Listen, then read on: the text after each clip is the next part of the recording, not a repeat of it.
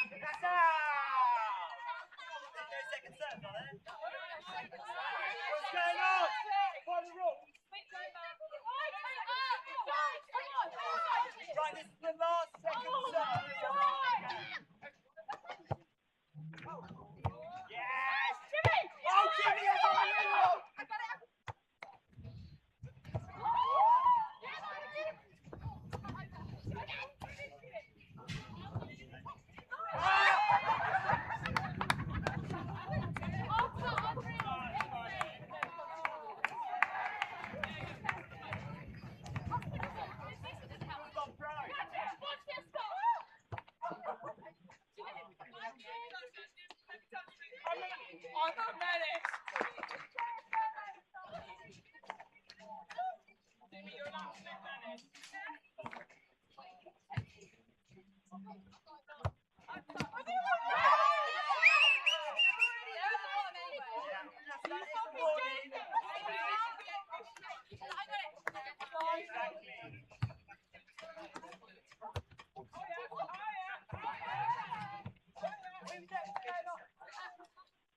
we need a rally. Yeah, he's a couple of meters in.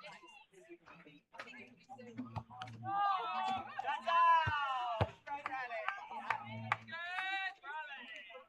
We need someone reliable. Not,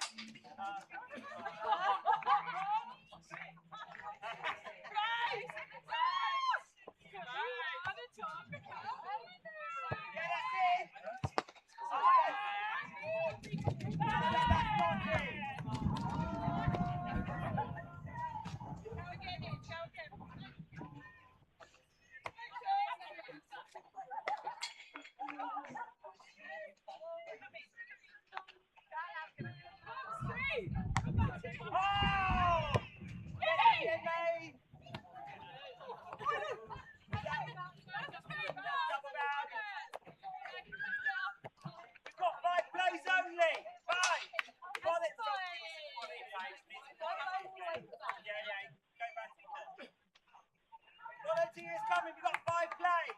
Hey, I know how targeted that was. Oh.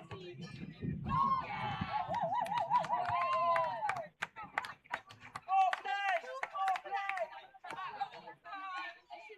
I'm gonna fucking play it.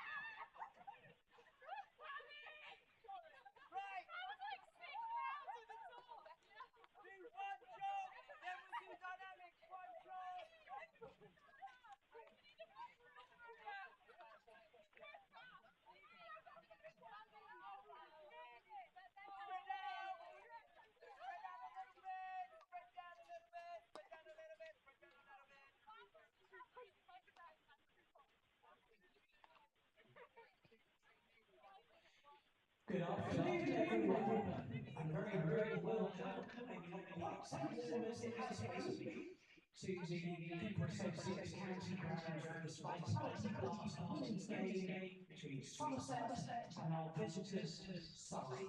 Followed, of course, by tributes to Olivia Rodrigo and SYNERTEC.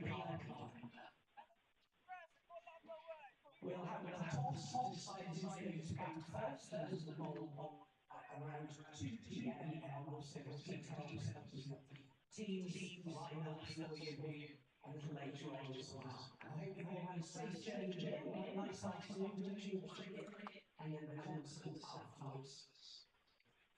And on the subject of having a nice afternoon, I would like to wish a really special afternoon, in fact, the whole day, to Sabina, who's in the crowd today.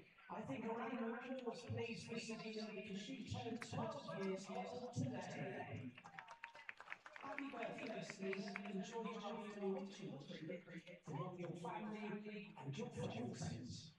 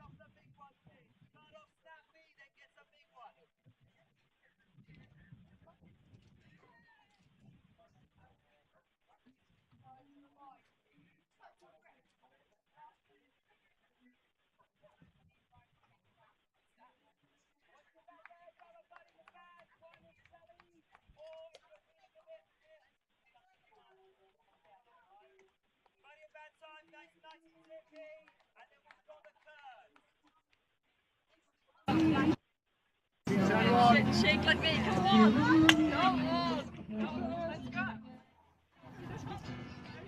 Yeah, come on!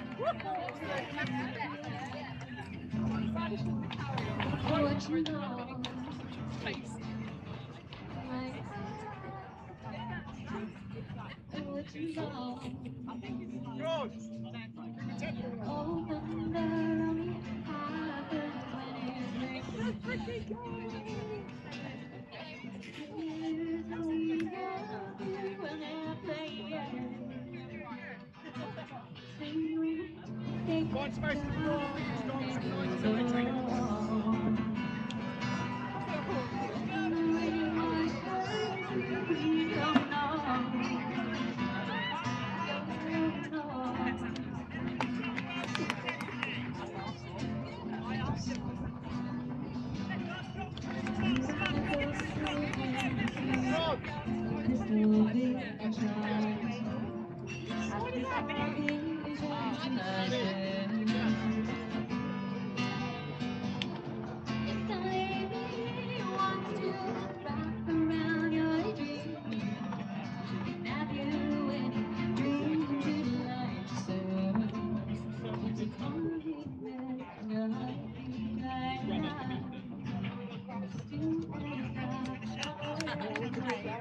That's allowed, right? Yeah.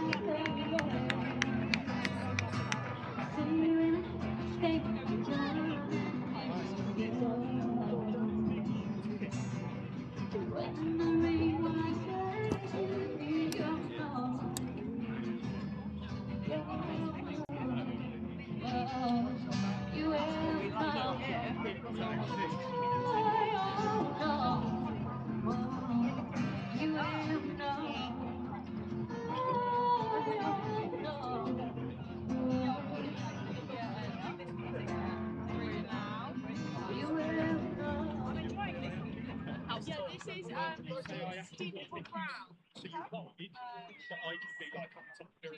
Yeah. If someone sees it, say I have to. Oh wait, this isn't screen. And then you have to make it back. Like move point. First to get back. Taylor shit last year. I remember when I was young, it's so scary. It's like I mean, it was like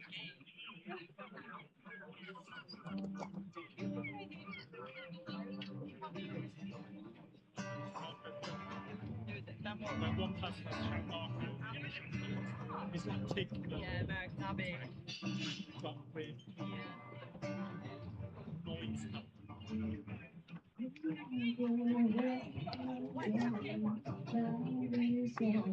that's perfect.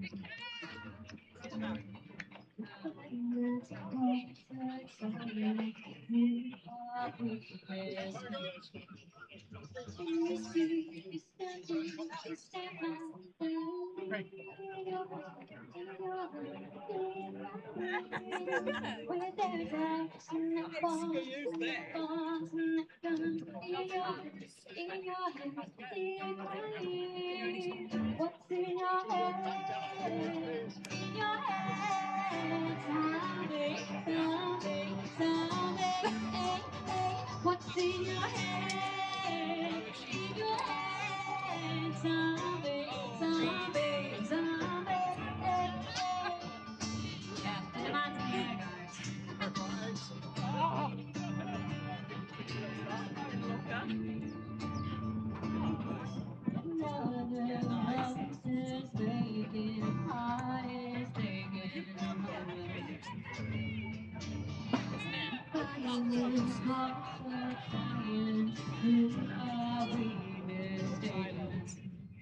It's the same old thing since 1960.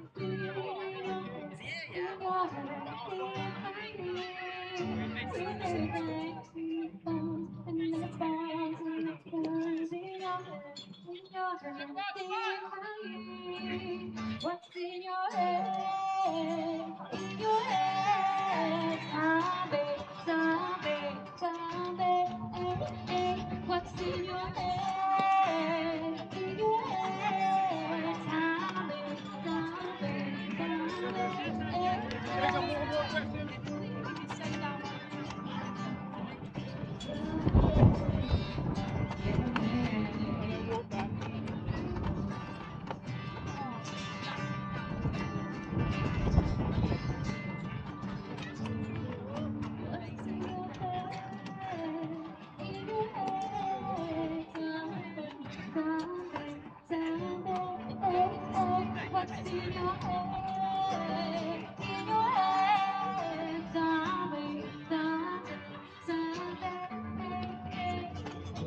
monster. I saw you the other day. Up there, doing your like, calm down, caligraph, it's a good. Yeah, it's good.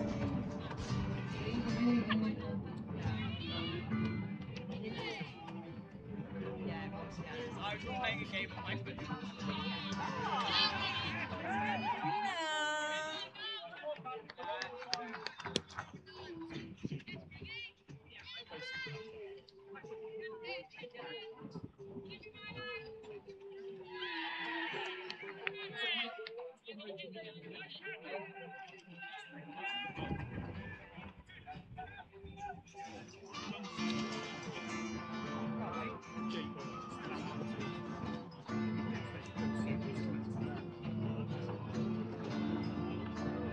Baby man.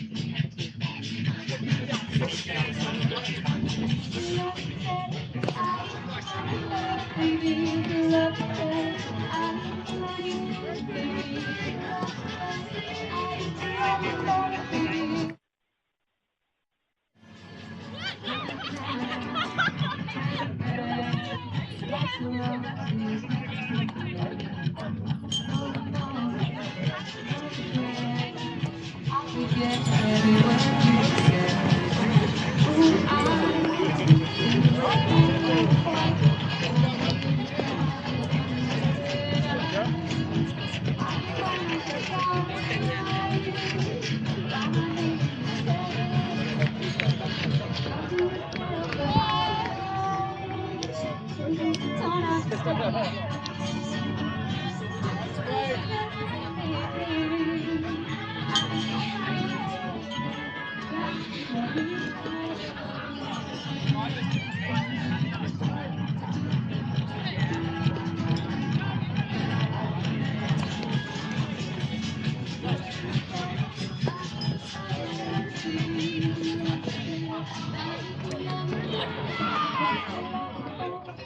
afternoon, everyone, and welcome to the Cooper Associates County Round in Taunton, for the Spice match between Somerset and Surrey.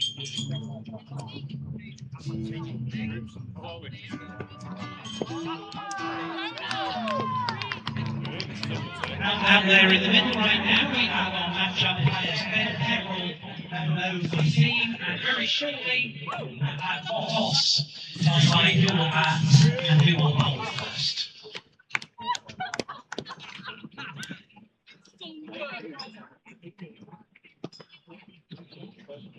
Don't forget your phone about I'll give it to you.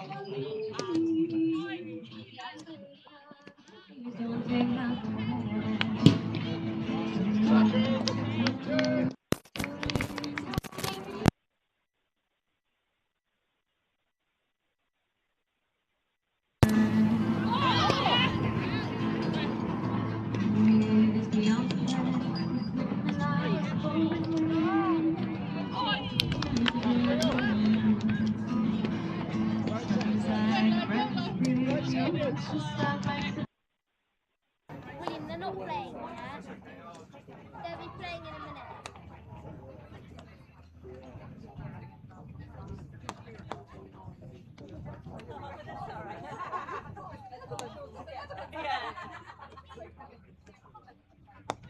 Dad?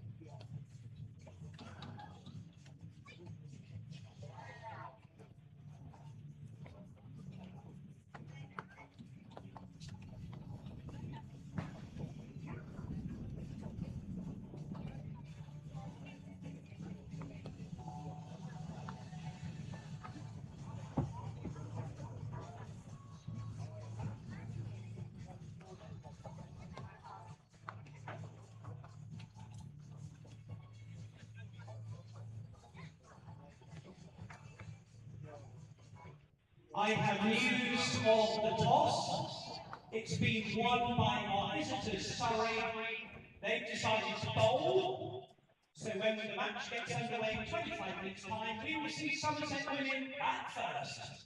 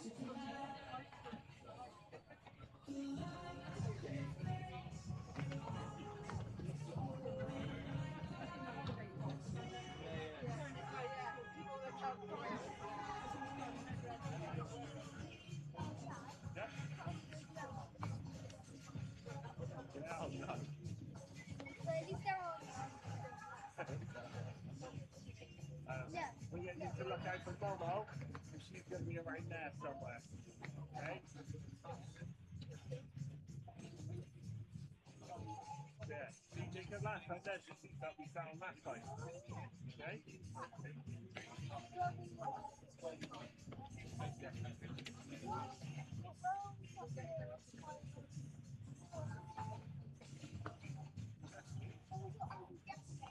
No, that's Sam.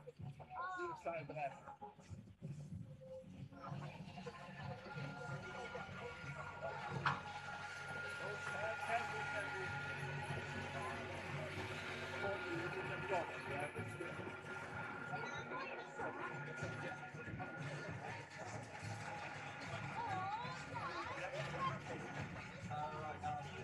That's not funny. You can see his dog too first.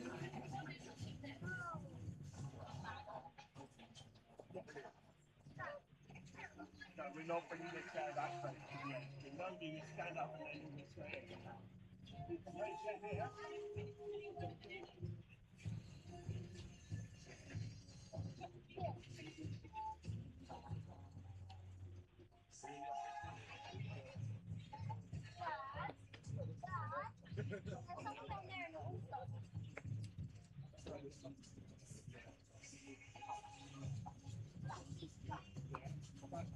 You reckon?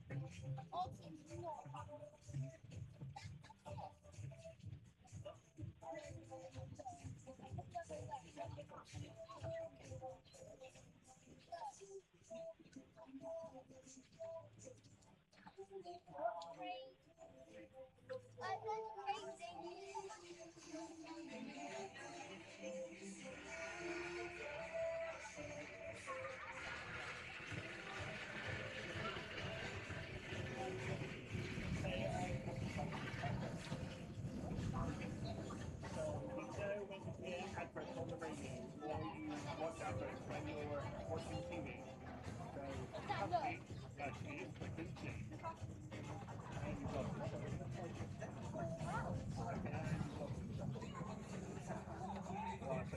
Right? Yeah, that's right. And that's this lady, she's from Surrey. And she is every sister. Twice. Same person coming. We met Darcy back a couple of years ago.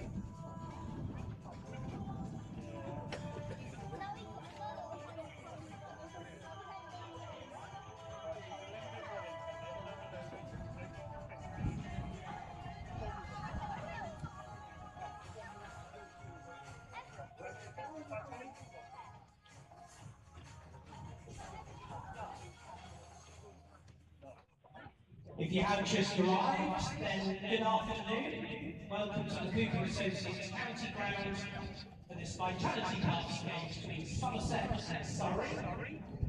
They will get underway in approximately 15 minutes. And the news that you have missed is that our visitors Surrey will be toss. Somerset will bat first.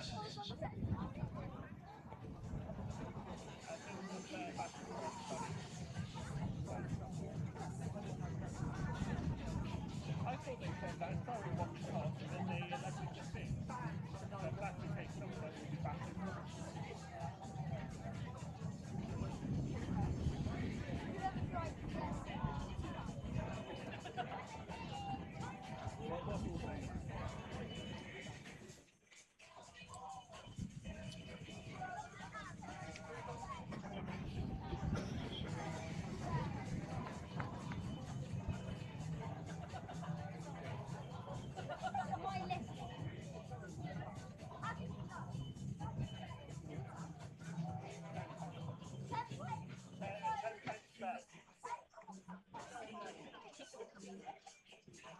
That's a weighted bet for you.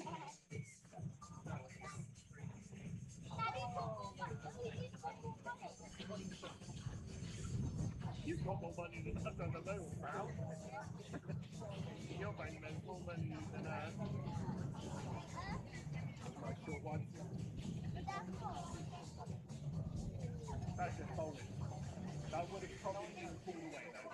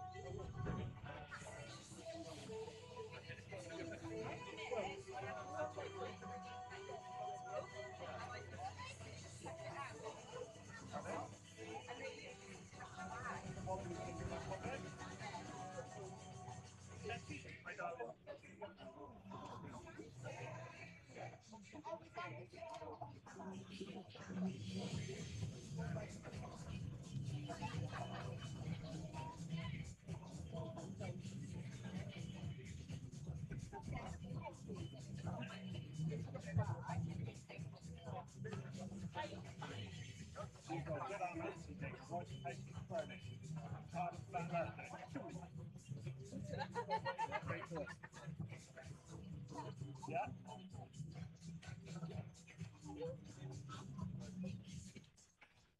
What do you think? Cricket, yeah. I think it's your circuit. The county circuit. I used to train it.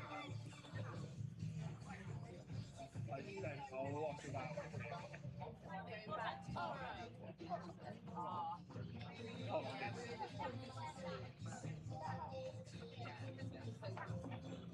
So you see all of these, you've got a bowling coach, a fielding coach, a batting coach. I had a batting coach and a bowling coach in each team.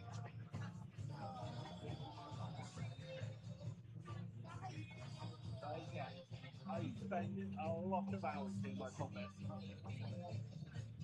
So every week I would come down here for 6 hours. Every week.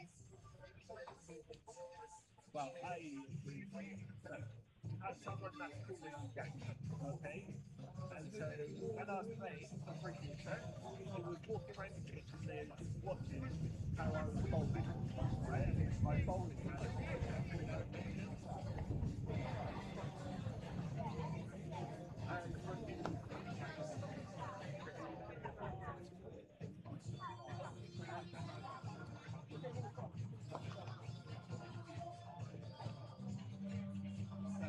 when I was bowling for Bridgewater, they were just watching how I bowled and thought, he looks quite good. We're going to go have a chat to him. Okay, and I got pulled up, all pops got pulled up. Okay, and they had a conversation with my daddy, so your pop started. And they said, look, we think that your son has got quite big talent, so we would like to offer him a scholarship. So basically, they will say, look, we think you're very good, you're better than a lot of people, so we want to give you some money so that you can spend it here to then have one-to-one coaching. I did accept it, and it was called a TAS scholarship. And TAS is the Talented Athlete Scholarship Scheme.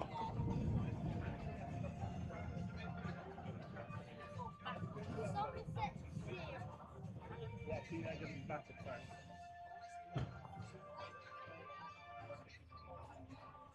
Wait, so we're only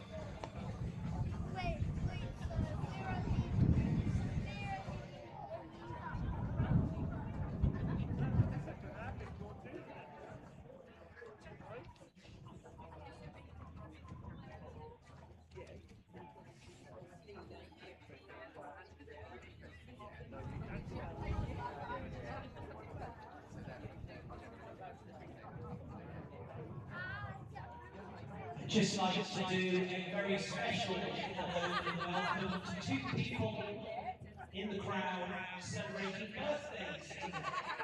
First of all, Jared, who turned 8 years old today. Happy birthday to you, Jared.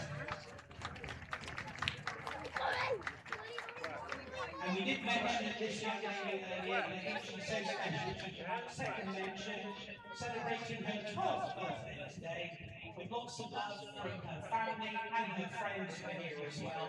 Happy 12th birthday to Selena.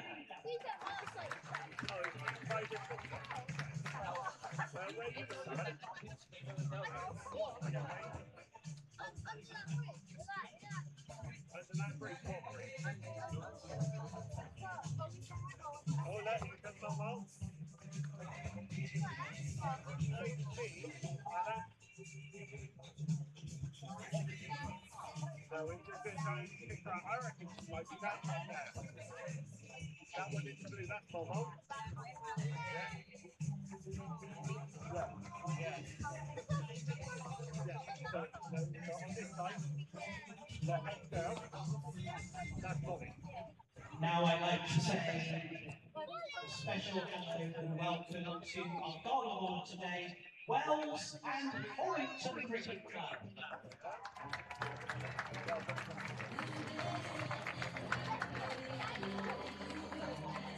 I had a smoke.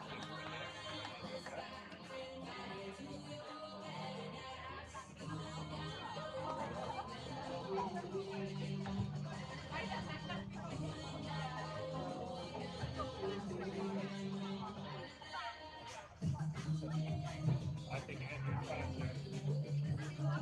I think Andrew's quite quick.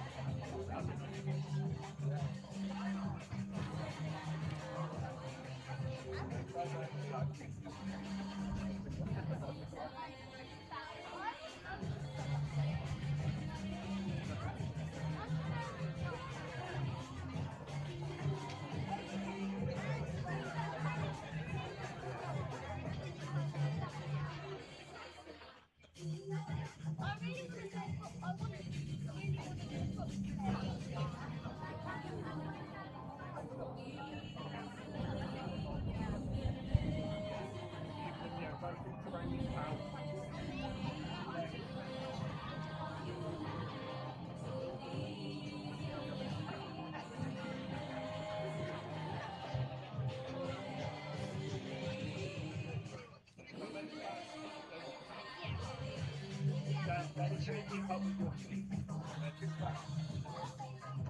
Yeah. Yeah, so I'm on about making the like yeah.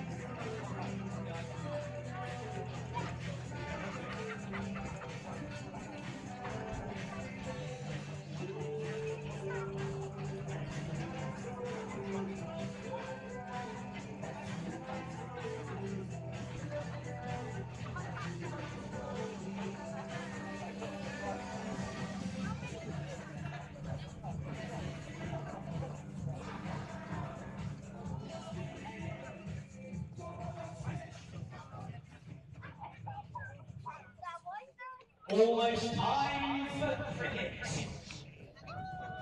I'd just like to mention 3 people who work very hard behind the scenes in putting on today's match. Our match referee, Mike Smith, and our 2 scorers keeping a meticulous record of everything that's happening on the field, Mike Turner and Tony Fitzgerald. And now, in front of us, those that we can actually see, our match umpires, Ben Pepperell and Mo Waisey.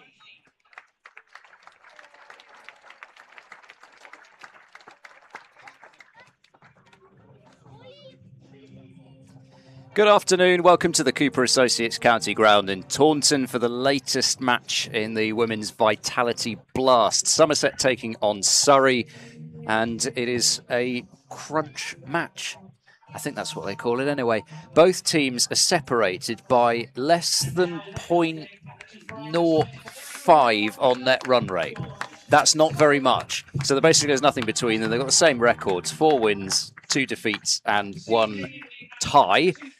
And in terms of the match, whoever wins it will be sitting in the top 4 at the end of it. So the top 4 being where you need to be in order to make finals day. Surrey looking to make a home finals day and defend their title, and Somerset shooting for the defending champions today, with Bex Odgers and Sophie Luff leading Somerset out after they were put in to bat first. Some pretty big team news today, which I guess I might as well start off with. My name's Ed Seaborn, by the way. Peter Trigo alongside me. Trees, Maddie Russell, 15 years of age, left arm seamer from Devon, and she's making her debut today. And what a great year to do that in. It is the year of the 15-year-old superstar, isn't it, in cricket? So, yeah, we wish her well and really looking forward to watching her bowl. Yes, the World Cup is on, and this is very much a classic 6-pointer, isn't it? Mm-hmm. Yes, or it's, I mean, technically it could be as much as a 10-pointer, I think, with the bonus point. But let's not get too bogged down about that. But from Somerset's point of view, a defeat against Durham a couple of days ago on this ground, a tough Durham side, and it's another tricky opponent today. But they should know this strip because they've had the benefit of playing on it 2 days ago. I believe the same surface that match was played on, and Anna Buckle opening the bowling for Surrey with a wide. Yeah, I think in terms of pitches here at Taunton, it's very much a copy, paste, rinse, repeat, certainly in a white ball format. They are very consistent, very good batting surfaces, and it seems to be the modern way to win the toss and choose to chase whatever the opposition put on. But I suppose, you know, watching the Somerset team play this year, the starts have been absolutely top draw. In particular, the captain that's now on strike, Sophie Luff, has been in great form. She's playing a really high-tempo brand of cricket, and it's been great to watch. It's almost like the shackles are off, and she's really expressing herself. And you know, brilliant that she's been picked up in the 100 in one of the wild card selections, and thoroughly deserved. And what a way for her to start this innings as well. When you're on form, this sort of stuff just seems to happen to you. So she's going to get a free hit first ball with Buckle overstepping. Oh, the Willy Wonka golden ticket first ball. Excellent. And she makes some use of it, clipping that into the leg side for 1. I was hoping for a full-blooded, massive hack. Charging down, and I thought she was going to give it the kitchen sink, but no, she just decided to dink it into the leg side and get off the mark. Yeah, I think if you face a free hit and you don't get at least a twinge in the back or a shoulder semi-dislocating, you haven't really given it the full beans, but always nice to get your first run. Rogers cuts away to the deep point fielder out on the boundary. Yeah, I'm thinking swing so hard that you can then look, if you miss it, you can then look round in time to see it go into the keeper's gloves. Yeah, I suppose it's not great timing to have it first ball, but like I said, it is the Willy Wonka ticket, that one. From Somerset point of view, with effectively 4 runs coming off the first ball without and having to do very much.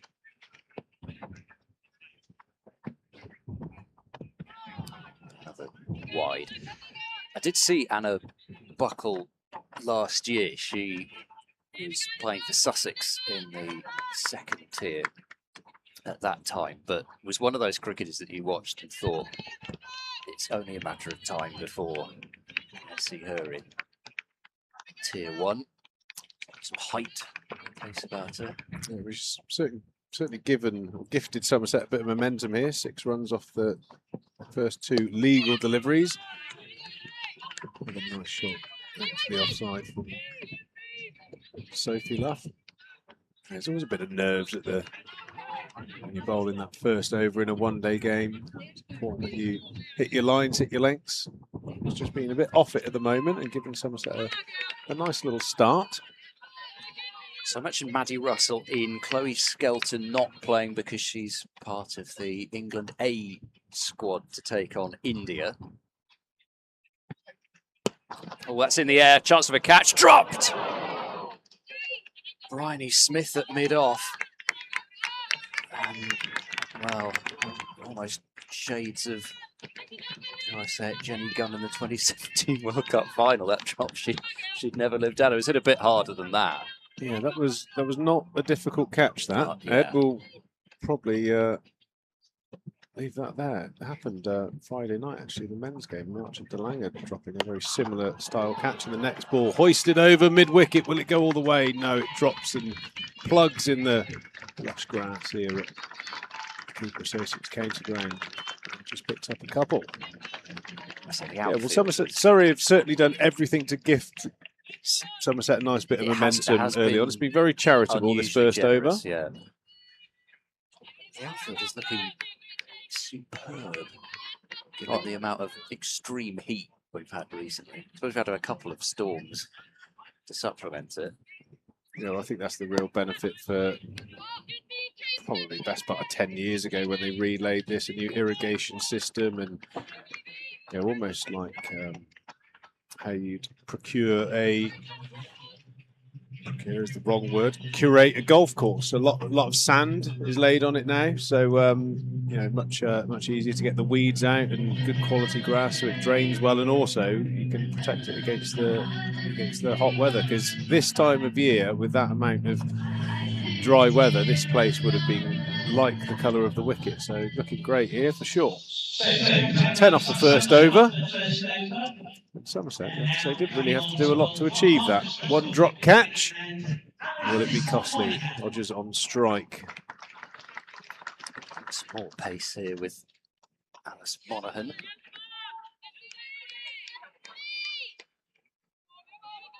Quick bowling all-rounder.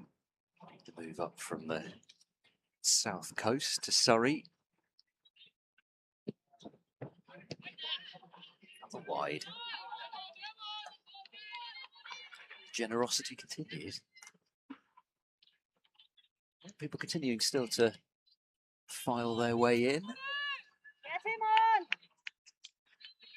Large amount of spectators down in the family stand in front of the Archer Pavilion. Well, it's an action-packed day today. We've got the tribute bands playing afterwards, and I know Ed's locked in. Front row is lighter ready. Another wide down the leg side. Very sloppy start here from Surrey. Yeah, Sabrina Carpenter and Olivia Rodrigo both in the same place. Where else could you get that? Who'd have thunk it? I think one more wide, and I'm going to have to do a bit of a rubberneck round the corner to look at Coach Johan Myberg. I know that would be something that would definitely irritate him. He's certainly a coach that likes to tick all boxes, and wides and nobles would be an absolute no-no, I would imagine.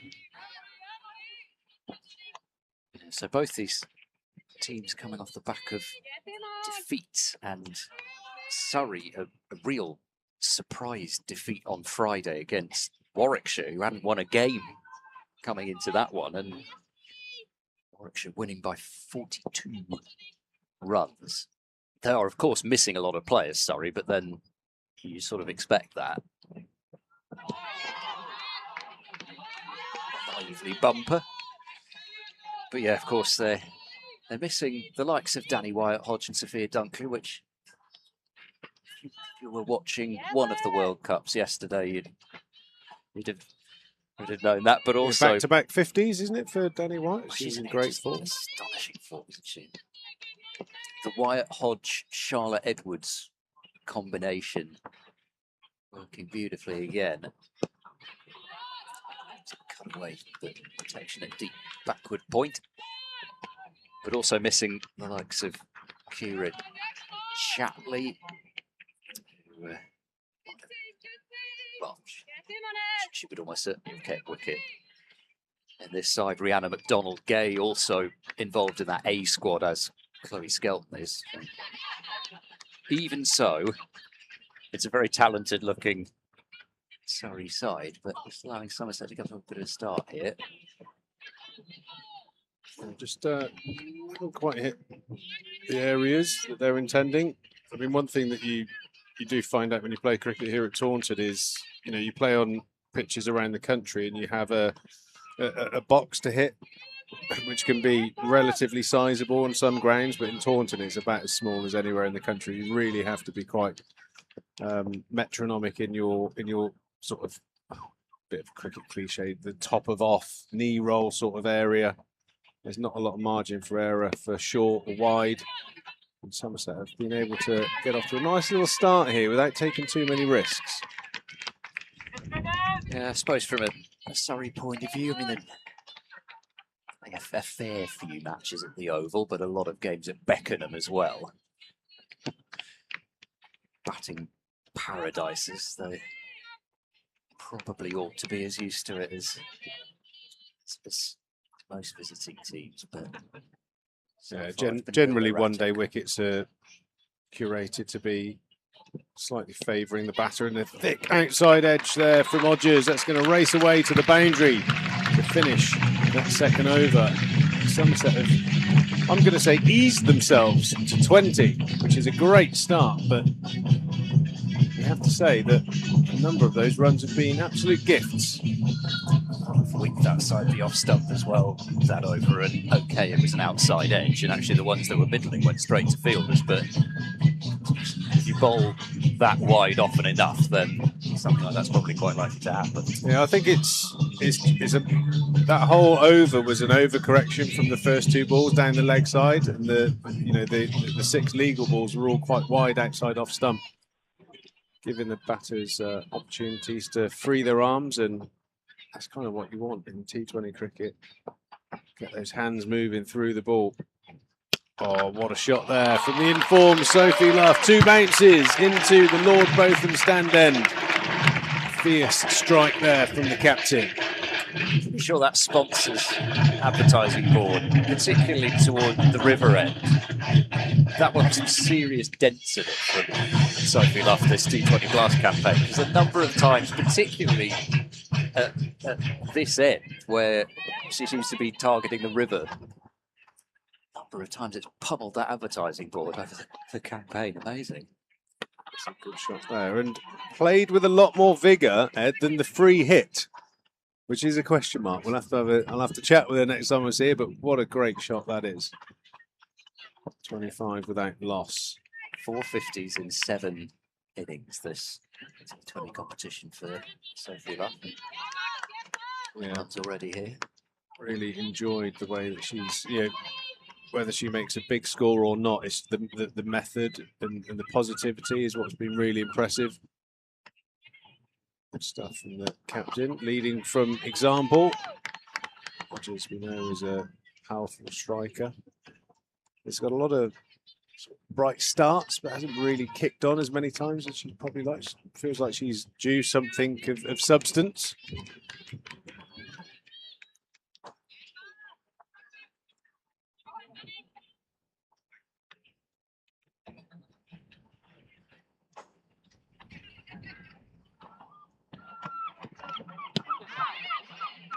Advancing.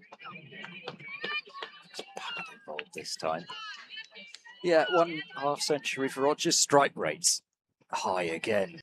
Sophie Luff striking out 150s, even out striking Bex Hodges, which something to aim for, but both openers striking around 150, and he has been the top 4 doing the bulk of the scoring for Somerset. It's been very good. I think, especially as an opposition team, you know, watch what's been going on, and you know, even with shots like that don't go for any runs, you feel as a bowler, as a fielding unit, you're on the back foot because the batter's coming at you. And I think that's been a dramatic change this season. And you know, reflecting on Odgers, her numbers are good. There's been a lot of sort of late teens, early 20s, and she's got herself. I think Exmouth run out maybe as well. You know, you kind of think she's not far away from matching what Luffy's been doing in terms of 50. She's looking good. Almost sort of like getting in and finding ways to get out at times.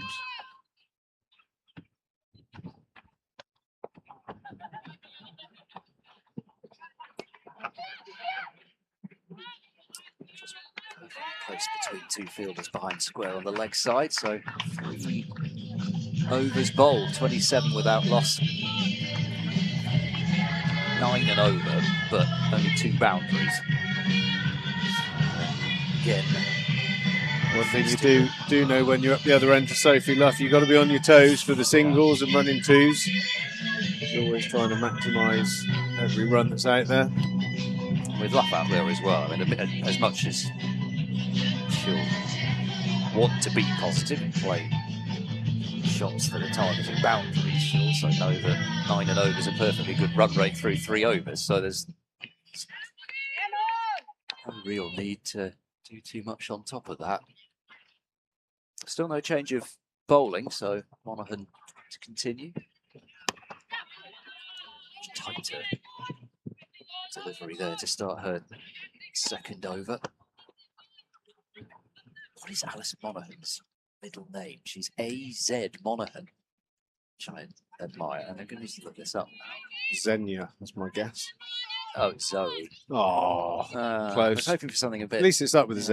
Got that bit wrong. Sorry, Alice Monaghan's parents will be listening.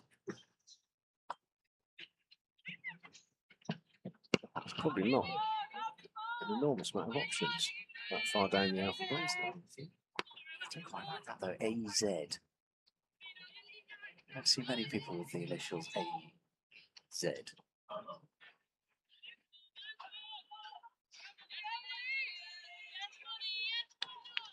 Andy Russell, part of the 2 middle name posse.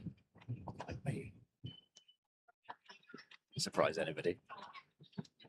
So, oh, that made such a nice noise off the bat into the Ondarchi stand for 6. Goodness me, that's one of the biggest 6s I think I've seen in the women's blast this season. Yeah, that's a steady nudge. That's not a small boundary, certainly not to get it into the stand as well. And that is absolutely met by Bex Hodges. Right catch. Just caught my eye. Oh, sorry, took my eye off it just as it was going into the stands. I don't think it was taken. No, this is the time in the innings with Hodges. Totally on top of the bowler. Now it's time for a good quality, crisp strike. Keep it on the deck. And she's got herself to 17, got off to a nice little flyer. Done the damage for this over. Can she take that smart boundary option? Take the risk out of it.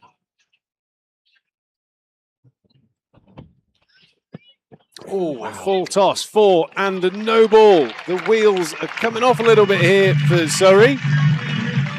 So many extras already. And that's the second free hit inside the power play. And after the treatment, that last ball got over mid-wicket to Hodges. Probably the last person you want to bowl one to. At least it was a little bit down the leg side as well, but Monaghan's pace, she's done incredibly well to put that away. Yeah, absolutely. They're ones that you want to hit something other than flesh. If you get a bit of bat on them, happy days. So you can't change the field for this free hit. slow, short, just, well, it doesn't matter anyway, but catch not taken, running back by Schofield, but it wouldn't have counted. She does well enough to keep it to a single, so both free hits going for singles. I'd love to know the proportion of free hits that actually go for 4 or 6, because I feel it actually wouldn't be that high. Yeah, they can be anti-climatic, can't they, free hits? And I think it's part of the reason I described how I would go about it, which was try and dislocate every joint in my body to try and hit it as far as I can. And as we know, if you play a number of different hitting ball sports, it's all about timing and holding a good position, holding a good shape.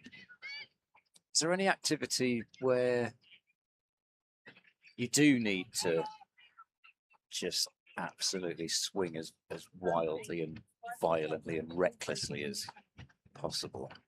One of those I'm going to ponder on that. Strengthometer things at the, but you probably still need to do a bit of holding your shape, even with those, those things at the fairground.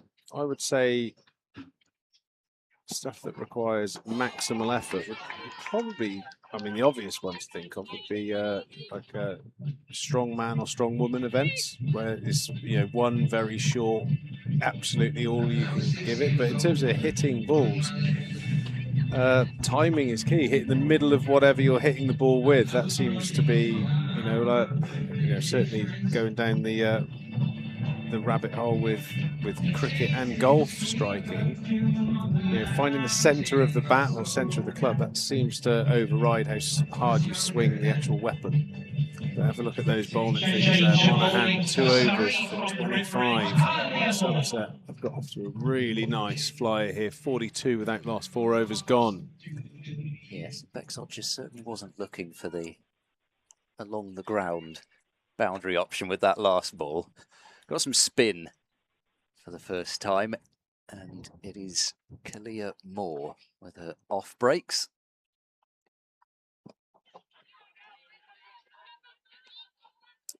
I remember Moore scoring, I think it was her first half century in professional cricket in the previous era, but somebody again, well, like Monaghan, who's had a lot of experience now, both county, regional setup and in the 100. Maybe just that sort of reliable, keep the stumps in play off spin option that Surrey probably need after a slightly wild start from the seamers. Yeah, well, as we've spoken about it, width and getting your length wrong here at Taunton is a bit of a no-no, really. And Surrey, for the first 4 overs, have made all the mistakes, really. And Somerset have played nicely, have capitalised on loose deliveries. But I'd say must be 10 of those runs in extras with wides and the no balls, and another big slog sweep. Looks like it's going to find the gap. Fielder on the deep boundary looked like maybe an opportunity for a catch, but a fraction of a denial. Yeah, Phoebe Franklin out there. There was an awful lot of not quite negotiations going on between Franklin and the ball, but then between Luff and Odgers. Should we have a second run? Eventually they decided they would. Now Luff is charging out of the blocks here. She wants 2, but isn't going to get it. Sophie Luff in full flight. She's at the striker's end or the non-striker's end. Bexodge still seems to be not just going for the crossing the rope kind of 4 when it bounces. This is well swept, and the outfield should do the rest. Danny Gregory will not chase that down, and the 50 comes up for Somerset at the end of 5 overs.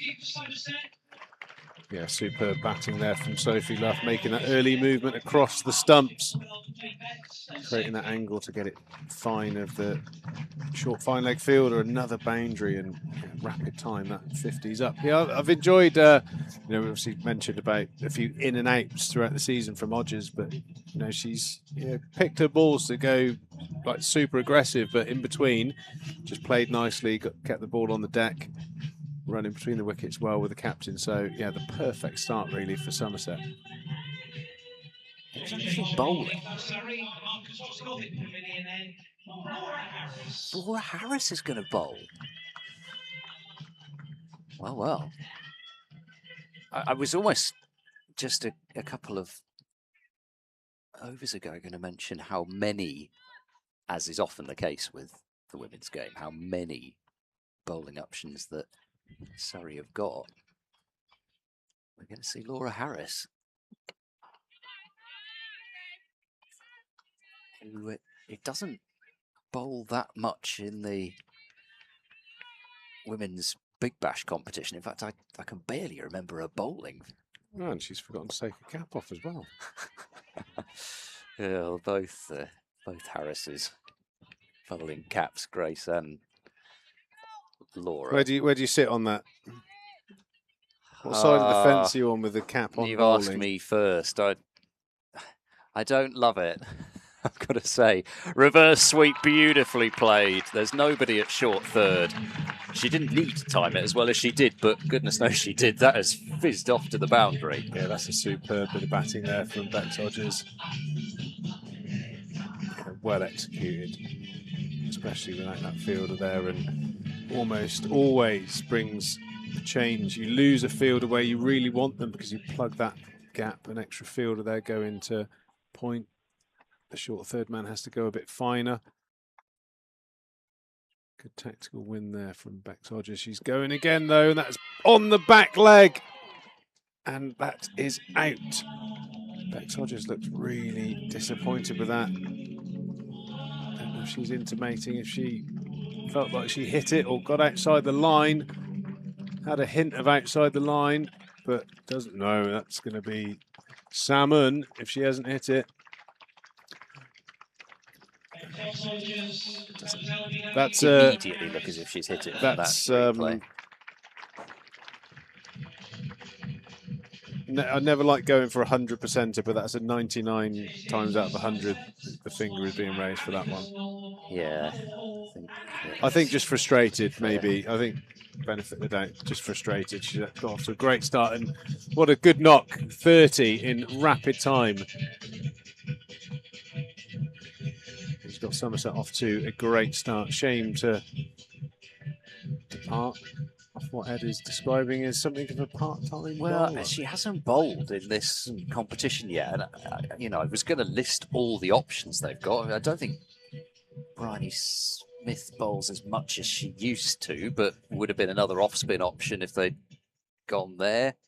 I think you have used to bowl, but doesn't bowl that much anymore. But they've got so many other options. I think you have to question the why. Why would you play that same shot once they've just played the reverse sweep brilliantly, got the four, got the field change. They've plugged the gap, and I think it was the field change bit for me that was then trying to hit it at the area that they've just plugged. That's a very strange decision. There, not to just back yourself to hit the ball back down the ground nice and hard, and that's one of the things she does well. So yeah, a bit of a strange dismissal, that one.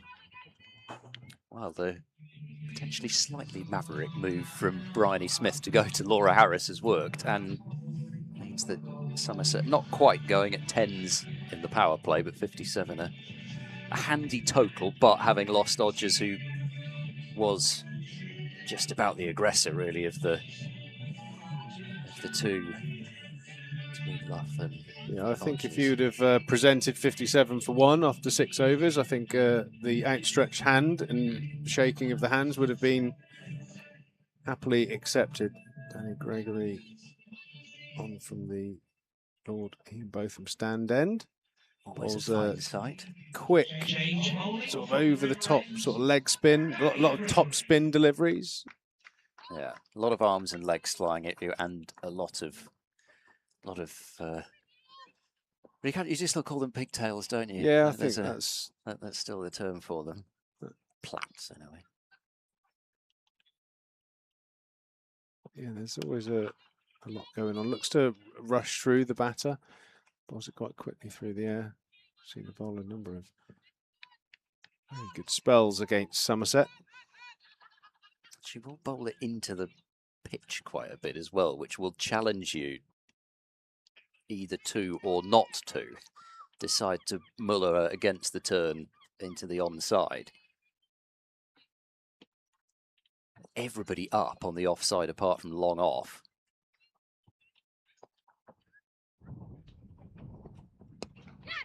I like that from Sophie Luff, even though she's not quite found the gap.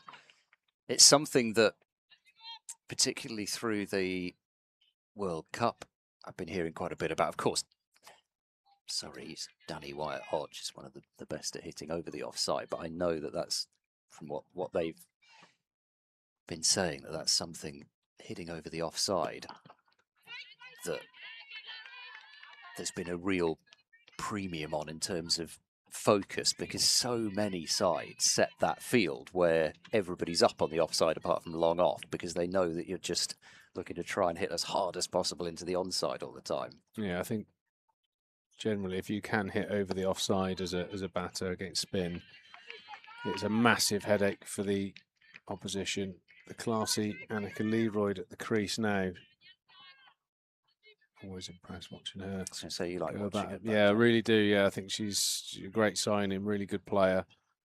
She's got a good game plan, and always happy just to take a little bit of time to give herself a chance to assess the wicket, get in. With a player like Annika, she can face a number of dot balls early on. It's no issue because she's so capable of hitting boundary after boundary once she gets herself in. It's always a key partnership, whether she's batting with Hodges or Luff, whichever batter has departed. She seems very good at building partnerships with the next player coming in. Good over here from Gregory, just 4 runs from it, and a little bit of a, as you say, maverick move, bring in the, in inverted commas, part-time spinner in, but it's led to 2 very solid overs for Surrey, and they desperately needed that. 61 for 1, 7 overs gone. There was some pretty effective spin bowled on this surface on Friday. Maddie Villiers was superb. Chloe Skelton got a couple to skid through a couple of the Durham batters as well, so I figured spin would be key, and yeah, we're going to get some more here.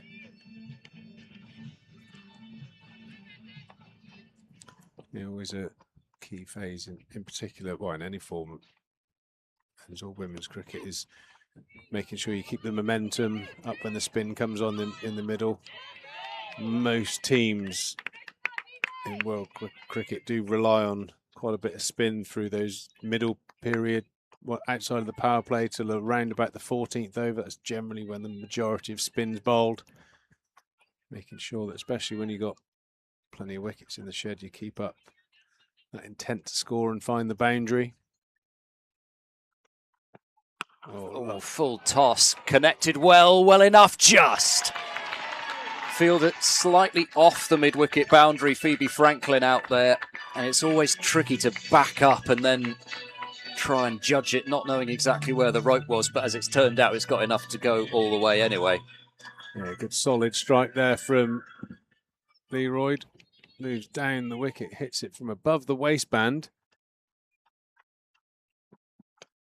Did well to get that over the rope for 6. I think that there's just been a word from the dugout as that throw almost threatened to get away from the keeper. That looked as if there was a word from the dugout, and Franklin, for that last ball, moved back to field right on the boundary, but now she's a couple of steps off it again.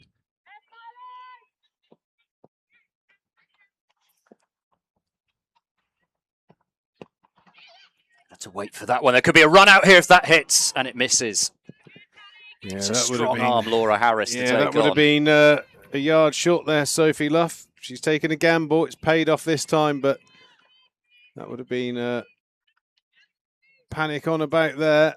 Yeah, it would have been a good foot or so short of her ground. If it's not a single for Sophie Luff, it's not a single for anybody. Lloyd Yorking herself. You may have detected a slight tone of hesitancy and uncertainty at the start of this over in my voice, and that's because Bethan Miles was not on the team sheet that I looked at just after the toss. Meeting that one on the full, but just a single, so 71 for 1, 8 overs completed. Had Alice Davidson-Richards down on the team sheet that came up on the most reliable it's just lucky system. that Ed Seaborn is a very adaptable, chameleon-style human being. He can melt into any situation and roll with the punches. They tried to trick you, haven't they, on the scorecard? Well, I saw somebody wearing a number that I didn't recognise, which isn't immediately 3 and an too 8 is alarming 38. because they can. Okay, 38. Because they can occasionally have the wrong number up there. But then when somebody was preparing to bowl left arm spin, that was when the alarm bells really started to ring. Bethan Miles is playing, and Alice, goodness, I've never done that before. I've heard countless, even people over public address systems, stumble like that. Alice Davidson-Richards, it's really not that hard, but for some reason it seems to be. We'll let you off, Ed. I hope she'll let me. I've worked with her actually on a 4-day match at Canterbury, which was very enjoyable. And we did talk about some of the ways that she has been introduced over the years. Alison Davis-Richards, etc. Alice Richards-Davidson. All sorts. Through the offside. Finding the gap between cover and extra cover. It's a longish boundary, but it's only the boundary boards that'll stop that one. Great use of the angles there from Sophie Luff, piercing that field. And getting a well-deserved boundary, just opening up her stumps, and seems to be her unique batting style of removing one hand from the bat. She does that a lot, doesn't she? After where she's hit it. Like that.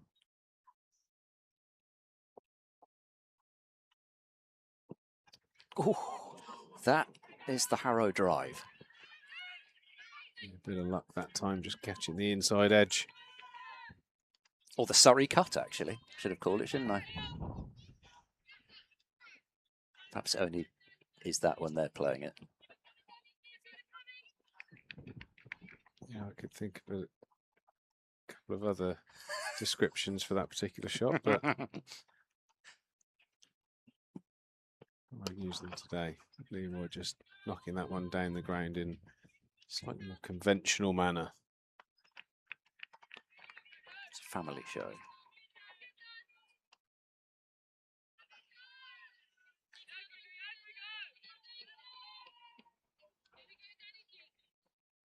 Just imagine you following through and somebody's played that shot. Oh, good Surrey cut. Well done. I really appreciate you Surrey cutting me for 4. Thank you. Might be something that sounds quite similar to cut. But anyway, 2 runs out to the deep. And 80 for 1 after 9 overs. So they're continuing to find ways to keep this board ticking along. The odd boundary, not facing too many dots. Yeah, you know you need plenty of runs. Obviously, Somerset didn't quite defend their total in the last game here at Taunton, so they'll be very keen to put on something sizable. 80 after 9 overs, so certainly looking at the 175 region at this stage.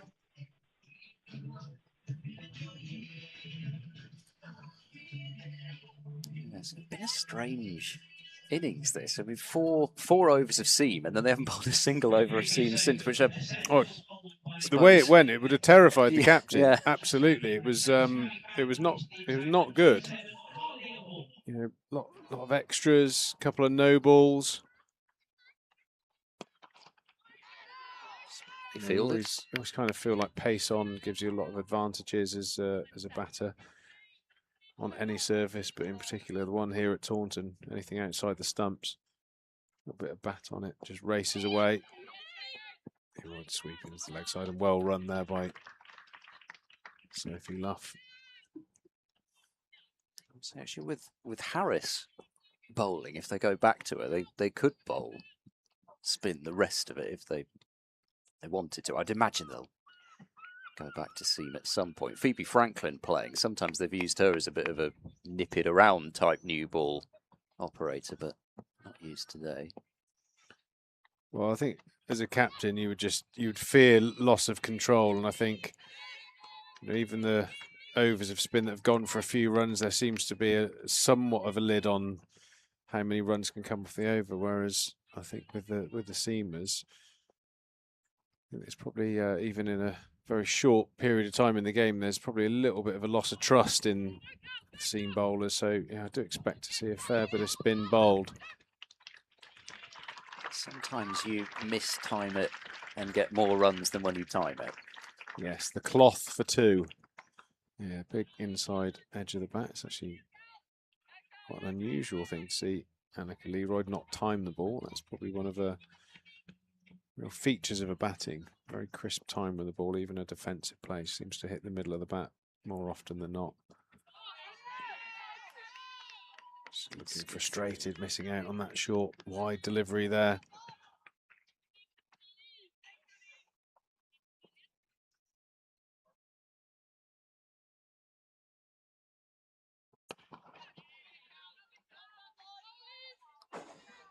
Sort of a calm end to the first half of this innings. So 85 for one at the halfway stage. And also what these first couple of partnerships have done is, you'd like to hope, as you see the names on the card there with Harris, Barnes, Russell, Vukusic at the bottom. Slightly longer tail without Skelton there than it might have been, so a little bit more, pressure's the right word, responsibility maybe on the top order, even more so than just the fact they've scored a lot of the runs this campaign. Skelton was always going to be a big miss. She's been in fantastic form, hence the selection to the England A squad, which everyone down here is buzzing about. But also, she brings a lot to the environment as well. Good fielder, seems to be well, certainly when I've been in her company, she's a energy radiator, and she brings everyone up around her. She's a radiator, not a drain. Exactly right. I think that's somebody's sort of personality, bit of psychology that I've remembered. From we did a number of those sort of team building exercises as a squad, and that was a pretty consistent message. Being a radiator, not a drain. But I coined the phrase, can you be a positive drain though? Because like I think you can drain in a positive, funny way. Well, yeah. I think somebody who has sat in one of these seats not too far in the past called me endearingly grumpy. So is that positive drain? That's not quite the way you mean, though, is it? Trying to think who would have had the vocabulary to call you endearingly grumpy. I could. Smashed away and well caught. Bryony Smith, who did put down an opportunity earlier on, but doesn't make any mistake this time, and that is the end of Annika Leroyd. Gone for 19. Somerset lose their second wicket at 89. Well, that's made me endearingly grumpy. I like watching Annika bat, and unfortunately, she's found the fielder there. Was that Bryony Smith who's taken that? She'll be very happy with that after that drop catch in the first over. You'd have to say that one was probably tougher as well. Yeah, slightly fading away from her. Still pretty well struck from Leroyd, but Yeah. How did you March respond off to there. being called endearingly I- grumpy? You happy I was with quite it? happy with it. Well, actually, I should have responded by being endearingly grumpy about it. Oh, yeah, I suppose that is what you'd think, isn't it? I don't know. I just think as long as you say nasty things with a smile, you can get away with an awful lot. Yeah, you definitely can. Right, Neve Holland's come That's you out. pretty much described all of my interactions with all of my close friends. Yeah. Yeah, most of my friendship group, we're definitely quite over-indexed on the teasing side of chat between ourselves. Another one down the leg side there. Harris, the part-time bowler that we probably didn't think would feature, has got 2 for 9. 1 ball left. 2 for 10 now. 1 ball left in a second over. So a lovely little bonus few overs for Surrey. Oh, wasn't far off. Another one there. Just I think next time I play, I might give a bowling spell a try with a cap on. It is becoming a lot rarer. Is it? These Presumably, days. it's not illegal. No. I don't know what. I mean, I assume that running in with a pair of pads on is not ideal. That But would be silly. I don't know whether you've got to take. I assume as long Would as it there's be nothing that's distracting the batter. Yeah, that's would it be probably more what- an anti-tradition kind of thing that you wouldn't want to do because you'd feel like it's not the done Oh well, thing? I think there's been plenty of instances in the distant past of people bowling in caps, but it's just. Did someone like Jeffrey Boycott bowl once in a test match with a cap I think on? he Is might that- have done. Now they're thinking about a second, but they won't go for it. Yes, that is ringing a distant bell. I knew there was somebody I'd heard of actually quite recently. But yeah, I don't know. I certainly couldn't do it. I might give it a whirl with my Barnet at the moment. It drives me up the wall, flopping around all over the place. You're gonna- Backwards, yeah. You've got to go full pirate. Gregory having a change of ends here. Short wide delivery to Neve Holland, who a couple of games ago got her career best in T20 cricket, 75 if I'm not mistaken. She's been in some good form, good striker of the ball, very good competitor. Luffy anchoring the innings at the moment, 33 off 25 balls, playing nicely. Important that she tries to bat deep into this innings.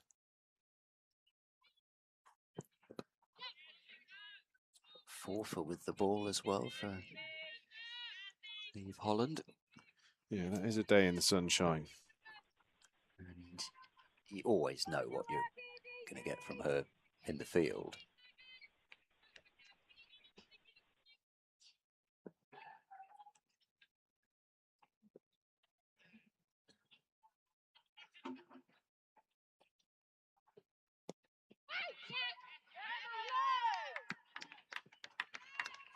Yeah, I must say, I freely admit Laura Harris is one of my favourite cricketers in the world, although she's doing a little bit of damage to that today with the 2 for 9 for 2 for 10, sorry, from 2 overs. But just actually take the Somerset angle out of it. Yeah, we are impartial here at the Somerset live stream. Take that angle out of it. We are, the fact that she's come we on are having not tasked to bowled. call it as we see it, even though there's naturally going to be a little bit of bias. 8th match of the competition, not bowled yet, just rocks up and takes 2 wickets in her first 2 overs and two good players in Odgers and Leroyd as well. Oh, it's an inside edge luff calling Holland through, and she'll get there. I wouldn't say she deliberately ran so that the ball was going to hit her, but she made sure she didn't deviate away from that particular line. Good tactic. Just as long as you don't look at the fielder, you still get away with it, even with the law. Good over there from Gregory. She's bowled her 3 overs for 18, so certainly pegs Somerset back. Now 95 for 2, 12 overs gone. Somerset have definitely dipped in their run rate of the last 5 or 6 overs, ticking over nicely, but 8 overs to go. What would the target want to be? It's got to be got to be looking 160 with 8 wickets in the shed. I think that's potentially a tall order because I think Surrey have come back well, but the captain is showing some faith, bringing back the opening bowler, Buckle.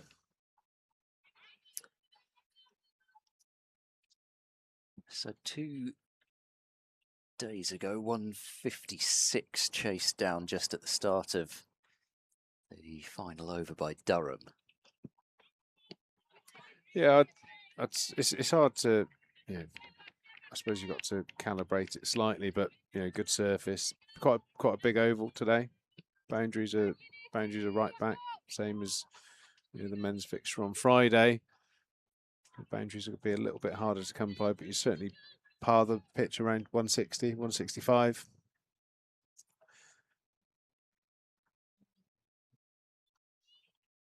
I don't know what you think, but to me, maybe it's just because others have stayed with Sophie Luff a little bit longer in this innings, but to me, I think the pitch is maybe playing even better than it was on Friday for that game.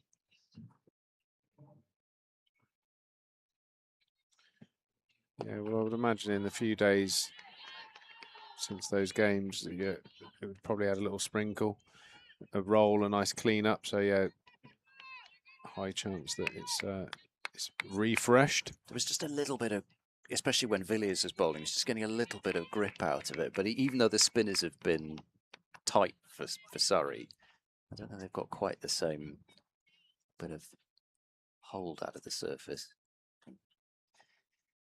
Don't have the sort of crick fizz stats that you get on those. There'll be a shot at the stumps here, which won't bring an extra run on the overthrow. I think Eve Holland was safe enough anyway. You get the actually, I don't know whether you get that. You get the sort of degrees of deviation. So I suppose you'll be able to see whether there's more turn. Flat as you're at, this is Ed. Flat as you're at. I think you have to really, really look for movement here at Taunton. I think if you, as a batter, you make a mistake and I think that might have nipped a little bit. So probably played a bad shot. Reminds me actually, bucking away and blasting it down the ground. And she is all over it. Today is Laura Harris. Which doesn't bode too well with the way that she strikes it with the bat when she comes out. But anyway, it's a good piece of fielding. It reminds me, there was a ball, I can't remember which game it was, that Lindsay Smith bowled in the World Cup, where it said something like it turned 0.04 degrees or something.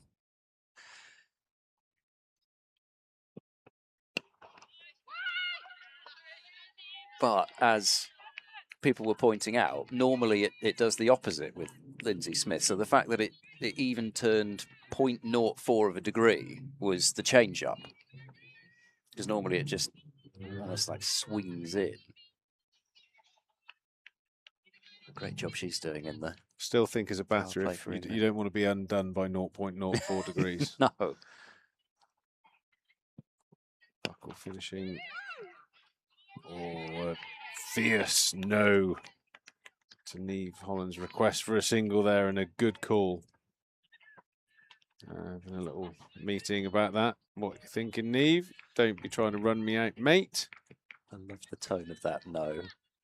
That was definitely a no. Yeah. No! Like the dog that's gone for the extra. The extra sort of jump up onto the table for some food.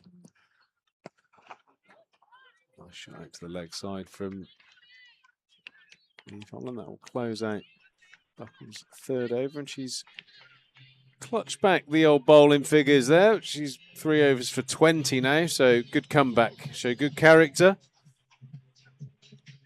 That opening over of wides and a couple of loose deliveries. superhero performance. Gosh, that's a look. Is that someone's lunch? Yeah. Got the old. Trying to think of all the food types that the kids used to use at school. Froobs and Dairy Dunkers and stuff like that. I always imagine. I want to see the contents of that Spider-Man rucksack. Very disappointed if there's not a Froob or two in there. Eluding backward point. I don't think it's got enough on it to go to the boundary, so we might see the lesser spotted 3. Yeah, that's not a great bit of fielding there at backward point. It sneaks through for 3 runs, and that's the 100 up for Somerset. 102 for 3. Baby Bell. That's what I was trying to get to. Baby Bell. That's, yeah, I couldn't get that's Taco probably, Bell out of my head. That's probably my, that's my vintage, the old Baby Bells. Always seems quite a random thing, a block of cheese. Yeah, a block of rubber. Quite amazing how they caught on, really. We always end up on food, don't we? Somehow. Ed? Especially when Emma Corney pops in.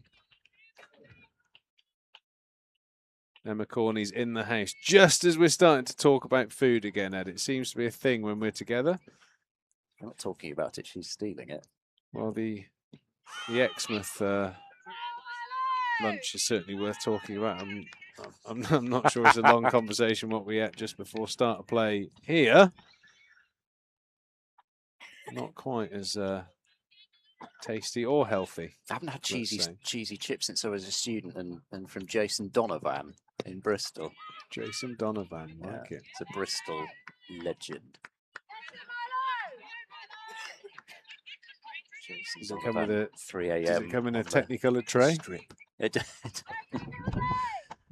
I'm not sure, to be honest. I think it could be any colour at that time of night and you still eat it. Yes.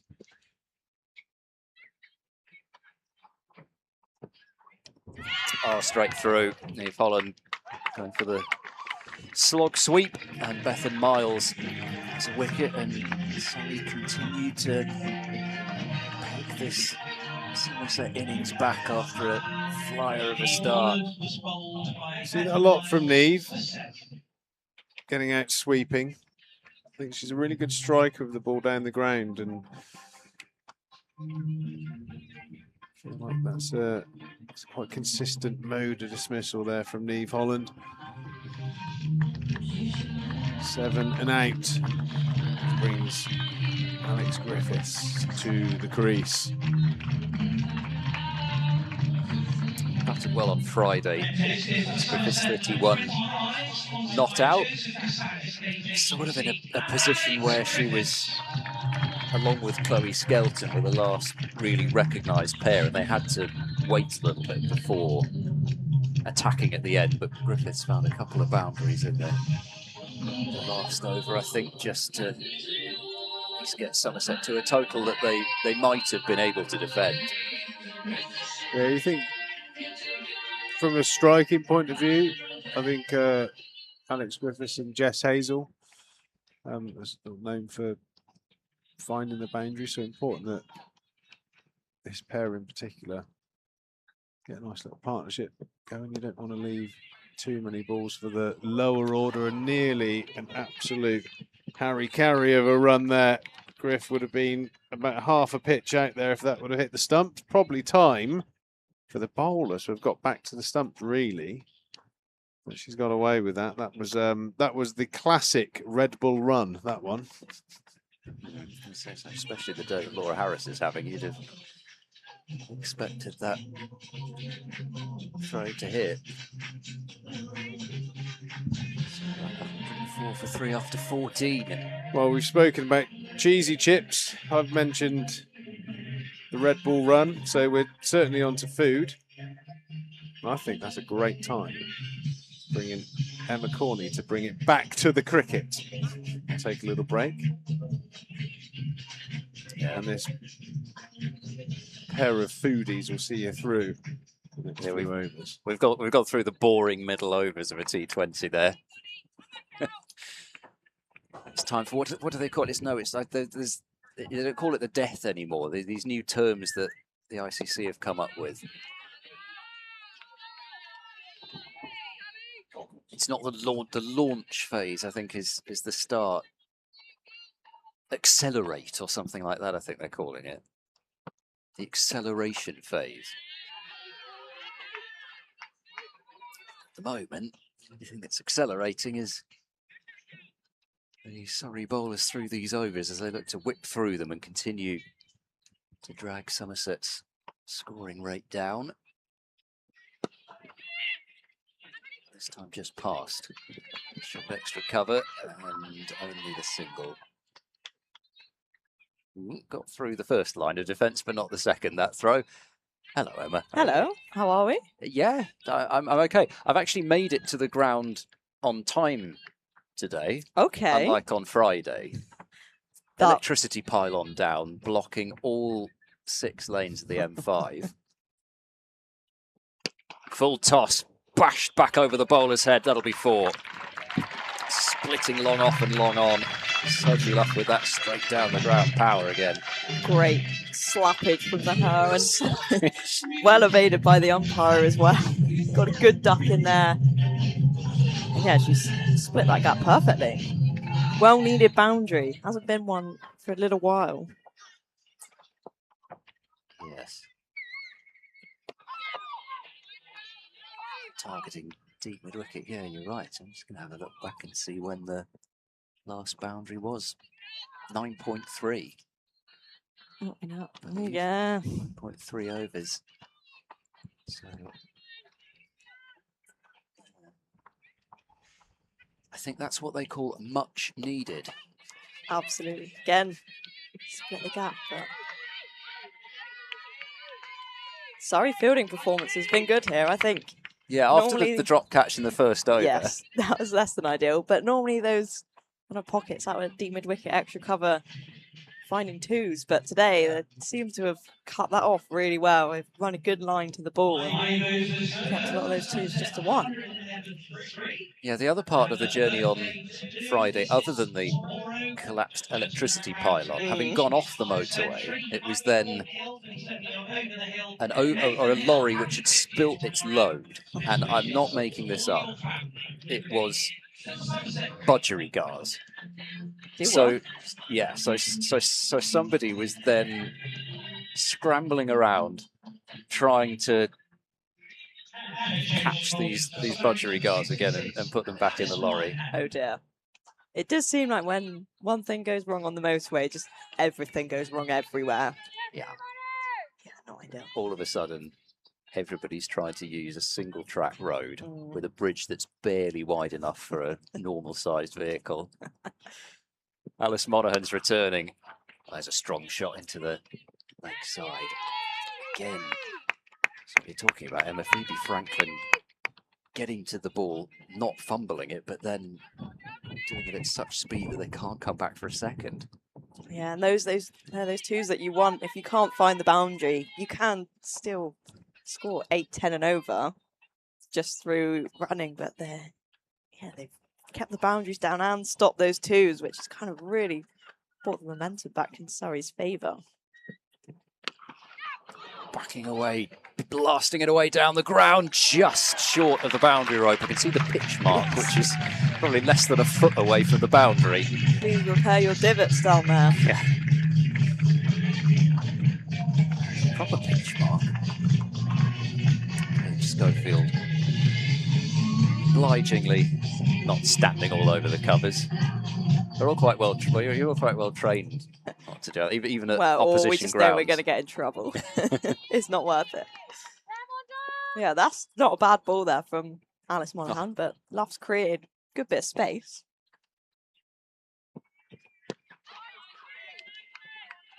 Just the drop and run. 4 and a 1.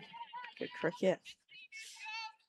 Yeah. Well, there are times when I almost feel that now the 4 and 1 business is dead. I don't know. I don't know about you. But 4 and 4 again. Exactly. Just just whack it again. Ben Peverell not entirely happy, seemingly, with where Alice Monaghan's running through.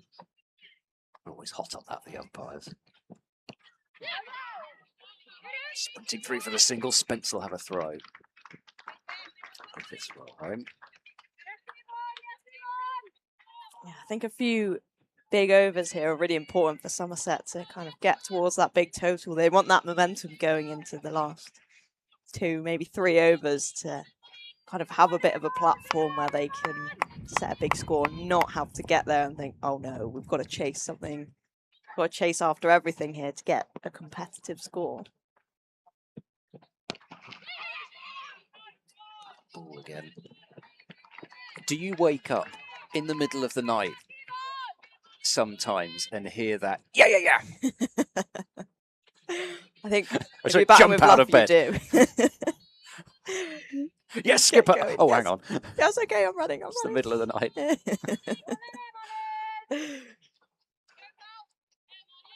you get on your bike when you hear that one. Actually, yeah, I need a bit of. If Sophie Luff motivational video might actually get me to do some exercise. Maybe she could make an alarm. Oh, Yeah, that would yeah, get me in out the of morning. bed. Yeah. Sophie Luff alarm clock. Pulled away, run hard. Did no uncertain terms as to what the result was going to be there. Back comfortably for 2. Yeah, good over that. 10 off it, and that just shows that one boundary creates that opportunity for a big over. And apart from that boundary, they've not really gone out of their way to score big runs. So yeah, it makes a lot of difference. Interesting whack and wheel. That a lot of Everywhere. boundaries down the ground and behind square, and then that massive 6 from Odgers over mid wicket. But then that 6 was the other, no 4s square on either side. I think their spinners have bowled pretty flat and full. So actually, like, accessing square of the wicket has been pretty difficult to them. They've not really missed wide. So yeah, the only option there is really just go as straight as you can, high up the ground. Yeah, really ever since the spinners have come on, they have not offered up much width.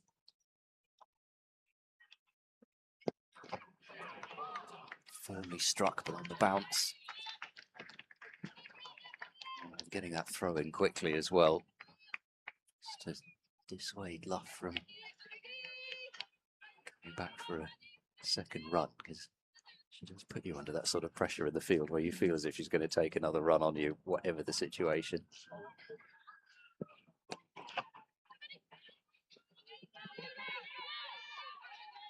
Griffiths will be, imagine she now 8 off 9, 4 overs to go, starting to crank it up into boundary mode. I guess her role here is try and get Luff back on strike. Just jump on any opportunity that she's got. Oh, it's a little edge, but it'll work at least for 2 runs. And that will make it 5 50s out of 8 innings in the T20 blast for Somerset's captain. That's a bit of a silly start. What a prolific T20 season she's having.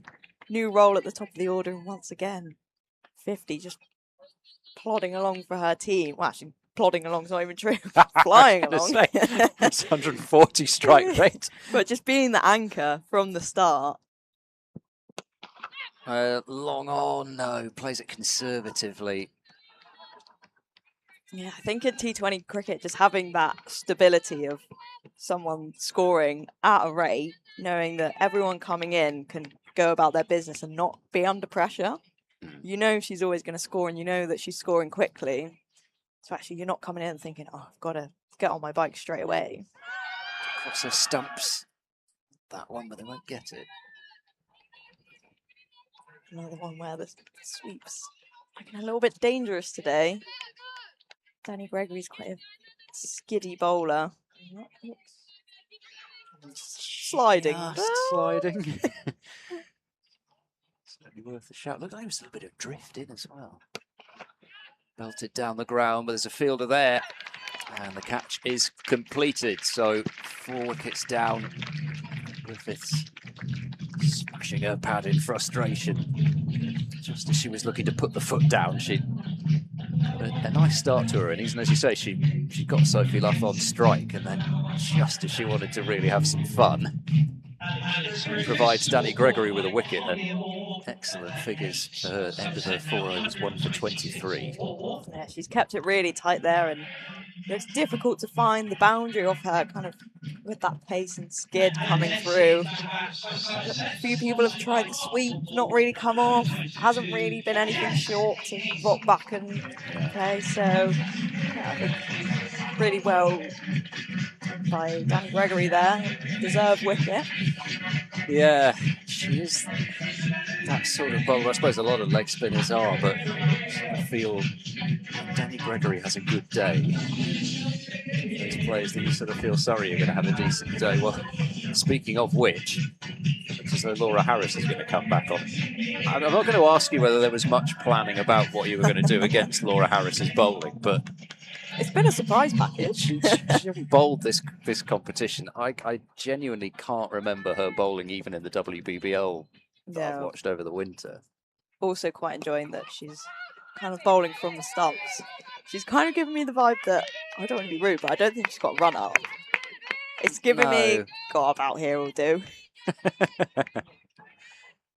No, it's not entirely round arm, but there's a little bit of there's a lot of shoulder. Just getting. I was chatting to Lola Harris, our leg spinner. Of course, we've got L Harris versus L Harris today. She was saying how she bowled it so fast from barely any run up and not really much speed within her run up. Bit of bat on that. Okay. Yeah.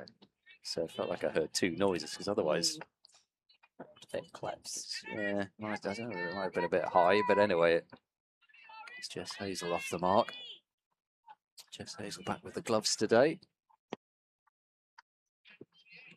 Oh, she's got another 3 for Laura Harris, and Sophie Luff giving her the charge, but it was quite block hole-ish by the time it got to her at that length. No mistake from Spence Stubbs. Yeah, I can see what she's trying to do there. Kind of access over mid-off and extra who are up. It's a good strength of hers. But brings to them another great innings from Sophie Luff, doing such a good job for her team. Must still be top scorer in the Vitality Blast, so what a job the Somerset captain is doing. She's powering her way off there, Sophie Luff, but as you say, another cracking innings from her. Actually, this is not a criticism, but it's probably not one of her quickest of the competition even, but yeah, it just shows how good it has been. Yeah, exactly. In a situation where a few wickets were starting to fall as well.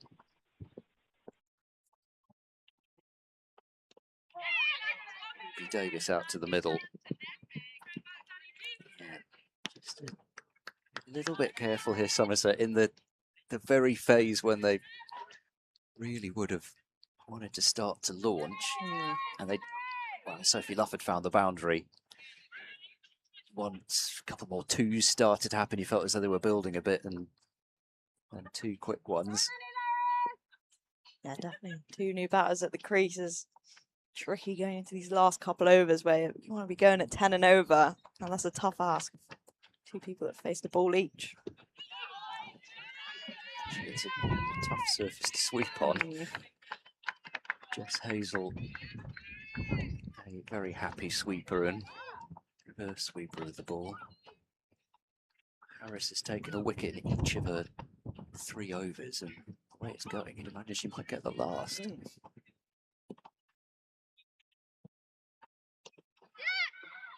Just trying to follow her a little bit too much there, although trouble at the non-strikers. There's no appeal for getting in the way. In a tangle. Just sort of run that line knowing Yeah. Knowing the rough angle of things. Definitely. Ooh, just about saving herself there again is B. Davis, but 3 for 16 from 3 overs. And a good couple overs in a row here from Surrey. What's the last one for 5? Yeah, 7. What are we on? The 17th over would have been 5. Yeah, that one. Yeah, like these crucial last few overs. Surrey well in control, just when Somerset really want to be accelerating here. I think the spin here could suit Ruby Davis. She likes paddles and reverse paddles, and kind of the pace that the Surrey spinners have had on the ball might help her here. I think it could be a good option if you can get low and kind of be able to adapt to it skidding on. Probably a good option here. Straight down the ground, finds a bit of space. We'll come back for a second run. Both these two. Pretty quick between the sticks. Yeah, we mentioned it many a time, but I think quite starts to build some energy around this place like a tube. Let's get that. Well, it's more than a ripple. That can spur the team on. It's going to be a wide, so yeah, they started with an awful lot of wides and a couple of no balls. Then stark contrast, spinners giving really very little away. Oh, volleyed by Laura Harris at mid-off. It's going to be quite some piece of fielding to pick that up clean. Yeah, Jess Hazel will be working out where her boundary option here. Got long off going out and cover coming up, but hasn't really been any width to kind of hit through cover. I don't remember loads going out to deep cover really, which is something you would normally see. Well, that's one way to access the offside. Mentioned the Jess Hazel reverse sweep, and there it was. So it's a good start to this penultimate over. Yeah, great option there from Jess Hazel. That cover fielder just come up. She's got under the ball, done really well to get low there and launches over the infield. 4 runs. Slightly put off by the sound of singing from the corridor behind. Lovely voice. There's a special guest on the stage later, surely. I think Trigo knows the words to Olivia Rodrigo. Maybe not.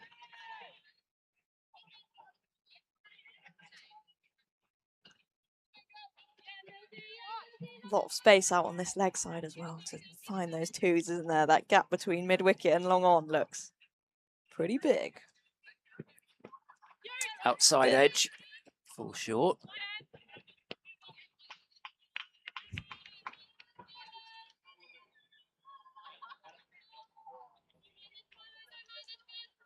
That cover field has gone out now in response to that Jess Hazel reverse sweep, but I'm not sure that's going to put her off really after how well she nailed that last one across the stumps and flat and banged in there by Betha Miles. All right, Corns. You're back? Yeah, nice little bit of impetus towards the back end. And over to go. Be nice to get something double figures-y. Yes, would be needed. After a bit of a flying start, I think Surrey have done very well to they're well in the driving seat here. Yeah, haven't really capitalised on it. You know, pace off has certainly been a challenge. I think Surrey bowlers have done well to clutch it back. It was 10 and over pretty much for the power play. Somerset would have been very happy, only 1 down. Just struggled to find the boundary. I think it looks like the Surrey spinners have been really clear on their plans, probably bowling quicker than what most teams would plan to do. Yeah, they've been quicker and fuller, so actually hasn't really been anything we've seen hit off the back foot, kind of square of the wicket. shut down that sweep option. So kind of the only place the Somerset batters can go is down the ground, and they've brought that off well with their fielders. Yeah, a couple of key wickets. Leroy in particular, and Bex Hodges, who I think was flying at the start as well. That was a little bit of a momentum staller, but important Somerset just get bat on ball, every ball as much as they can, try and eke out as many runs. Just struck down the ground by Ruby Davis. She picks up a single. Can Somerset find a couple of boundaries here, take them past 150, 155 would be That would be nice. Absolutely ideal, but probably only around about par. Would you agree with that, Corns? Just. Oh. I was thinking like We're being 165, generous. 170, Yeah, especially agreed. after the start. But you have to, throw some credit to the opposition. They have bowled well. I think they, character-wise, they came back really well. That, I think, third over where there was a no ball and quite a lot of runs from it. Managed to just compose themselves and go a different route and a bit of a masterstroke, really. The part-time bowler picking up 3 wickets as well. 3 for Brucey 12. bonus. Yeah, 3 for 12 off of I think so. all 4. 3. All 3. Okay, that would be. I mean, do you throw with the ball for the last over? Once he's had a day like that, and this is going to be a run out. Jess Hayes will dive into make a ground. Fall short. Somerset fall short of that 150 mark. I think that was the low end of par. So brilliant fight back from the Surrey team, restricting Somerset to 147. Good if you're playing snooker, but maybe not good enough if you're batting here at Taunton. Key that Somerset take some early wickets. Absolutely. Another great innings from Sophie Luff again, but just no one to stick around with her, really. And the Surrey spinners did a great job there. Reined it back in. I think they will be delighted to be walking off with 149 to Yeah, I chase. think they will. It's unusual, actually, for the par score not to be met, especially with Luffy taking responsibility, passing 50, batting for a long period of time. Just the batters that come in just struggled for momentum, certainly struggled to find the boundary. But again, you have to credit the Surrey bowlers. They didn't give any loose balls away. Can't remember any sort of drag down deliveries that you were able to cut or pull. They were making sure that the Somerset batters had to hit down the ground. They set good fields as well. So, yeah, good scrap back from Surrey after, you have to say, the first 4 or 5 overs were a bit of a catastrophe. But Surrey will require 149 runs to win off their 20 overs. We'll be back in a short while with Emma Corney, who's doing a tremendous stint for us. As always, we'll try and keep the food chat to a minimum, but we can't guarantee anything here. Never. But we'll be back in a few minutes' time.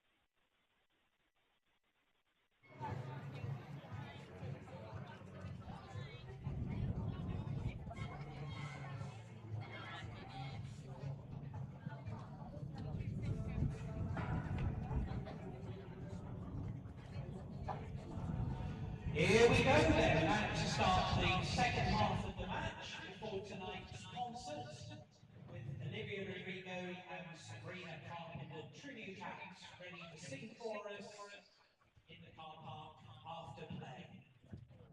So please welcome back our match umpires Ben Pepperell and Mo Wassem.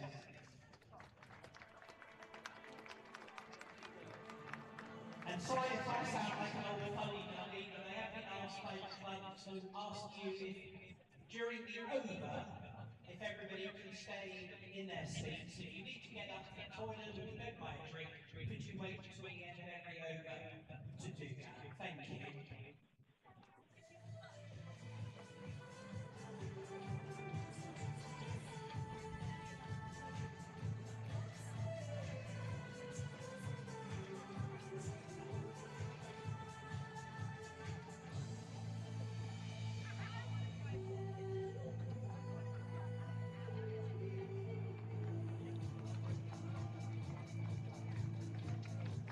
So, please welcome Somerset.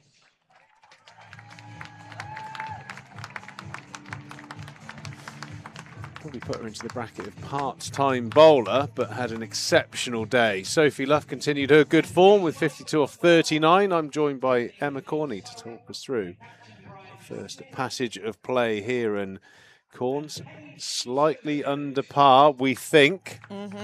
We hope to be proven wrong.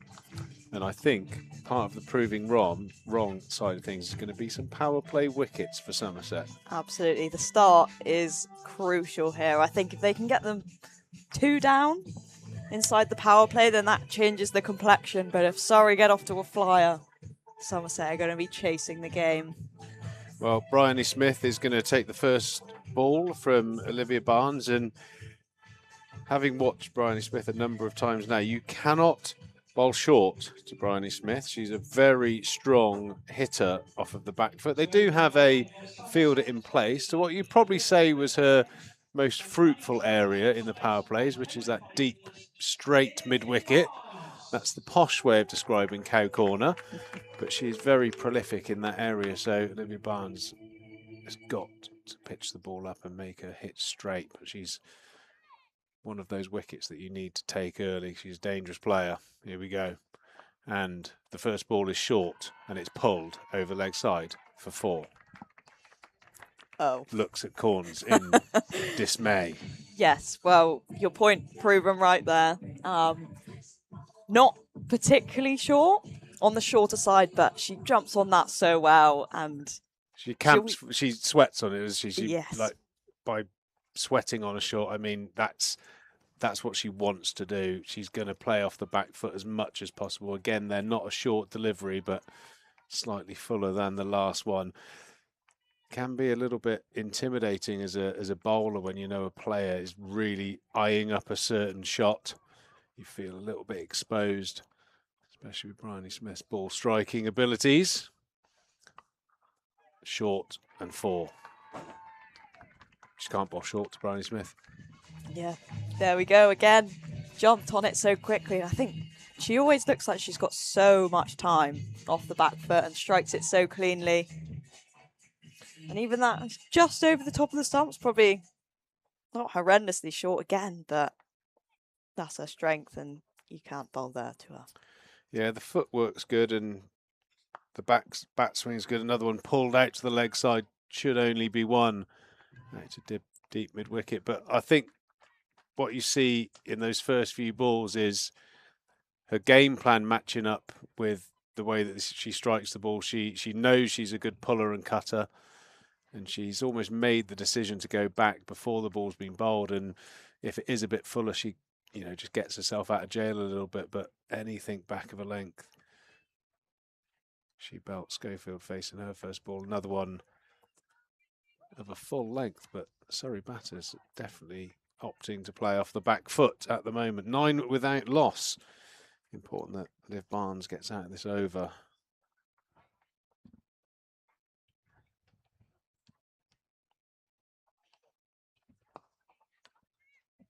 Nicely bowled and struck down the ground. 10 runs from the first over.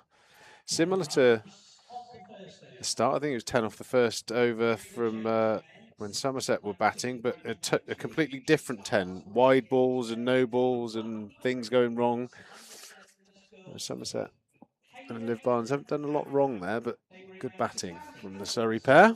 Yeah, definitely. And Bryony Smith, it's always like, you know, when you're facing someone that bowls a lot of slower balls and you set up for the slower ball, and if they bowl it quicker, you just react and hope for the best. She's kind of similar in setting up for the short ball, and if it's something else, we'll work it out when we get there. Just get a bit of bat on it. Alex Griffiths had a brilliant season with the ball, with bat and ball. Taking a lot of wicket hits up top with in swingers, which you'll need to be right on it here for a team. And that one just shapes a bit too much down the leg side. Yeah, good bit of shape, and Paige Schofield here probably looking for runs. She's had a uncharacteristically tricky season. Someone that was knocking on the door of England, just in a bit of a tricky patch at the minute. But all batters find themselves in that at some point. It's about how you get yourself through it. Definitely getting a little bit of swing in towards the right-hander. Yeah, I guess Bryony Smith is the crucial wicket here. You know, she's only got one gear. She's scoring as fast as she can, and that could take the game out of Somerset's hands pretty quickly. Yeah, it's just important that Somerset don't feed that strength area as much as possible. Got to bowl on the fuller side of things to Bryony Smith, but she's not adverse to hitting the ball down the ground pretty well. And what a lovely shot that is, Schofield down the ground. A shot that you would probably applaud in any format of the game. Yeah, great shot there. Slightly over pitched by Griffiths. And lent on that really nicely. Mid-off looking slightly wide here to me. Particularly with the ball swinging in, looks very wide, but here we are. Another one down the leg side, a scrappy start. Bryony Smith and Paige Schofield getting off to a bit of a flow, and I think Chloe Skelton's going to be a big loss today, because generally the bowler, the go-to bowler when things are going a little bit sideways, Skelton has a knack of picking up a wicket or bowling a tight over. Someone else has got to put their hand up today. Well, lucky mid-off was a bit wider there. Bex Hodges running around and collecting that one. But yeah, Skelts is she's the mopper up, isn't she? When a bit of control is needed. Yeah, it does present a great opportunity for a newcomer, Maddie Russell, into the squad, 15 years of age.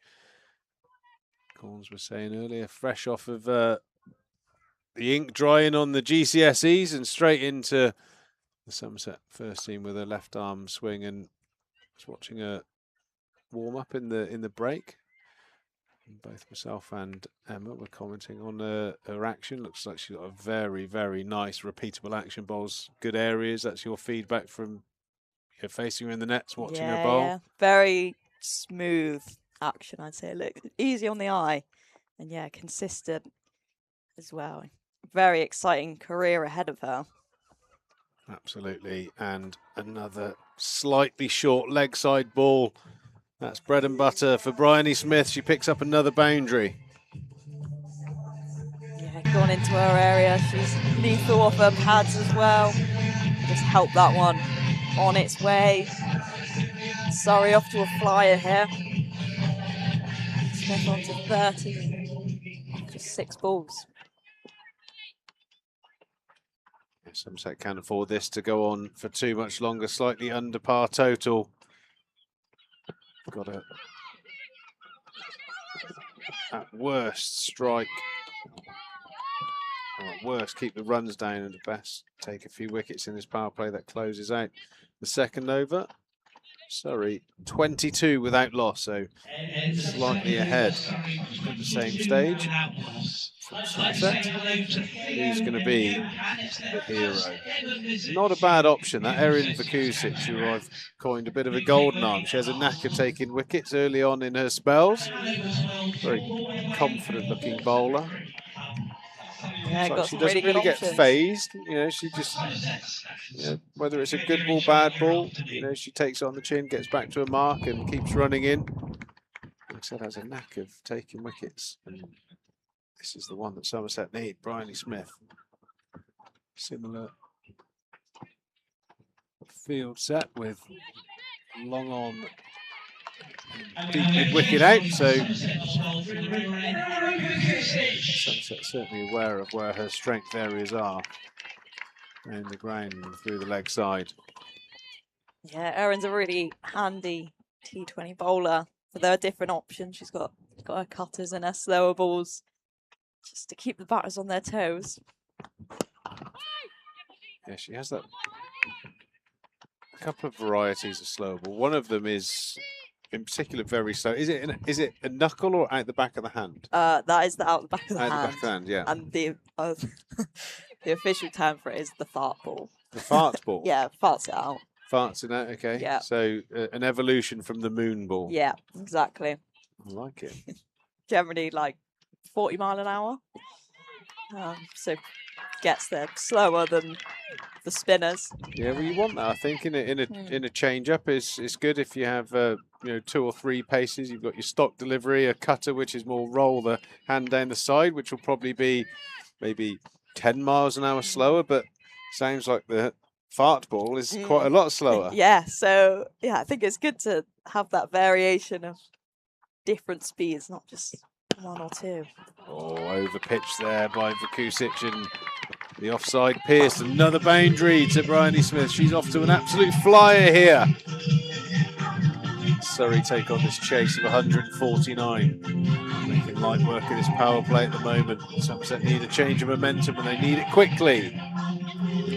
Yeah, disappointing bit of release there for Surrey after 3 good dot balls from Vakusic and just slightly over pitched.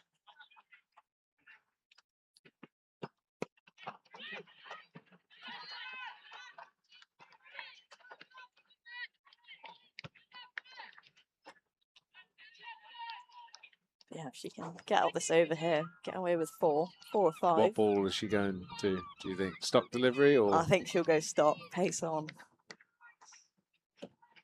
Generally, the variations we'll see a little bit more middle to back end of the innings. You're right, and a good finish to the over from Vakusic, just conceding that 1 boundary. Key over that. Brought back a little bit of control there, which is exactly what the doctor ordered. And bowling change good. here. Maddie Russell. Come on, Maddie. Big deep breath. The hard part of the summer's over. The GCSE exams. Now it's time to have some fun. Swing it, Corns? Yeah, nice. Swinging in. Just kind of, yeah, smoothly gets it down there. She's clear on what she wants to do. She's got a really good understanding of the game for such a young player. So exciting to see. I think you've just got to get the first ball out the way, haven't you? Yeah, can we see another 15-year-old superstar making their professional starts to their careers? Yeah, nice bit of shape in. Very nice and smooth. Lovely There we go. start. Nice little sigh of relief. Started with That's a dot. out the way. Happy days. I think I've enjoyed being at training, and Mads will maybe come in the afternoon. Like, oh, what have you been up to today, Mads? Oh yeah, just done my maths GCSE this morning. Got this tomorrow. She just takes it all in her stride. She's pretty level-headed, just rolls with it, which is good to see.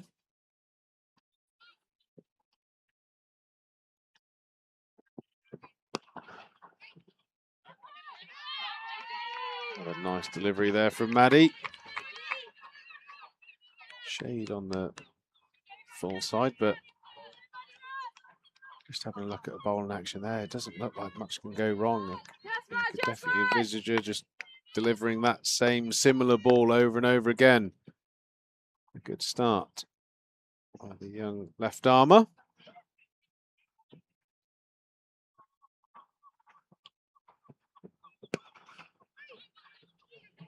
Oh, a misfield there at extra cover. And that's going to be runs, and it's going to be 4. Olivia Barnes dived over that one. Disappointing in the covers, Gauns. Yeah, just Somerset starting to build a little bit of pressure there at the moment. But swing the momentum one way or the other, and disappointing for Olivia Barnes there. Probably that's what we didn't see in the Surrey innings when they were fielding. They looked really tight and didn't give Somerset any opportunities with the bat. A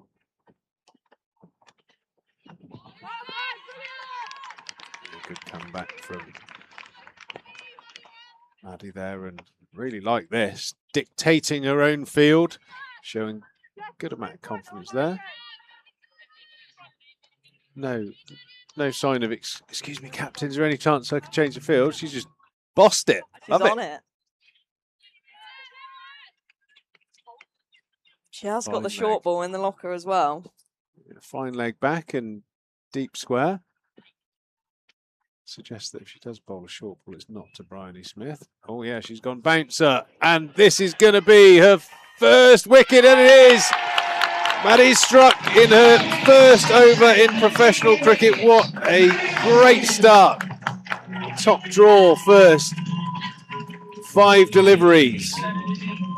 Great work there from Maddie Russell. Knows exactly what she was trying to do there. Moved her field to suit that plan. And she's banged it in. It was certainly short. Love that. She set the field.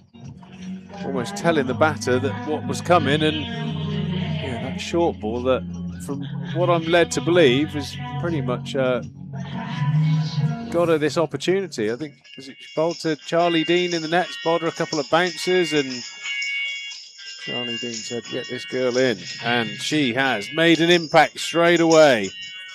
Maddie Russell with her first professional wicket. Excellent stuff. Surrey 30 for 1. I mean, we couldn't really tell that it was the first few balls of professional cricket. She's taken it in her stride, but I'm sure that wicket will make her feel a little bit more relaxed. However, it brings to the crease one of the most destructive hitters in world cricket, probably. Laura Harris can hit it a very, very, very long way. So, good test here for Maddie Russell. What a challenge. Get the feeling it'll be challenge accepted. Maddie Russell into Harris. And cut away for 4. As Corn said, showing her class and power. Getting off the mark with a boundary. But a great first over by Maddie Russell there. 1 for 8 in her first over. She'll remember that wicket for a long time. Yeah, great work by Maddie Russell. And I'm sure that is the first of many, many wickets we're going to see in a Somerset shirt for her. Just what Somerset needed as well to start getting them back into the game. Crucial wicket, and hopefully one will bring 2 and 3.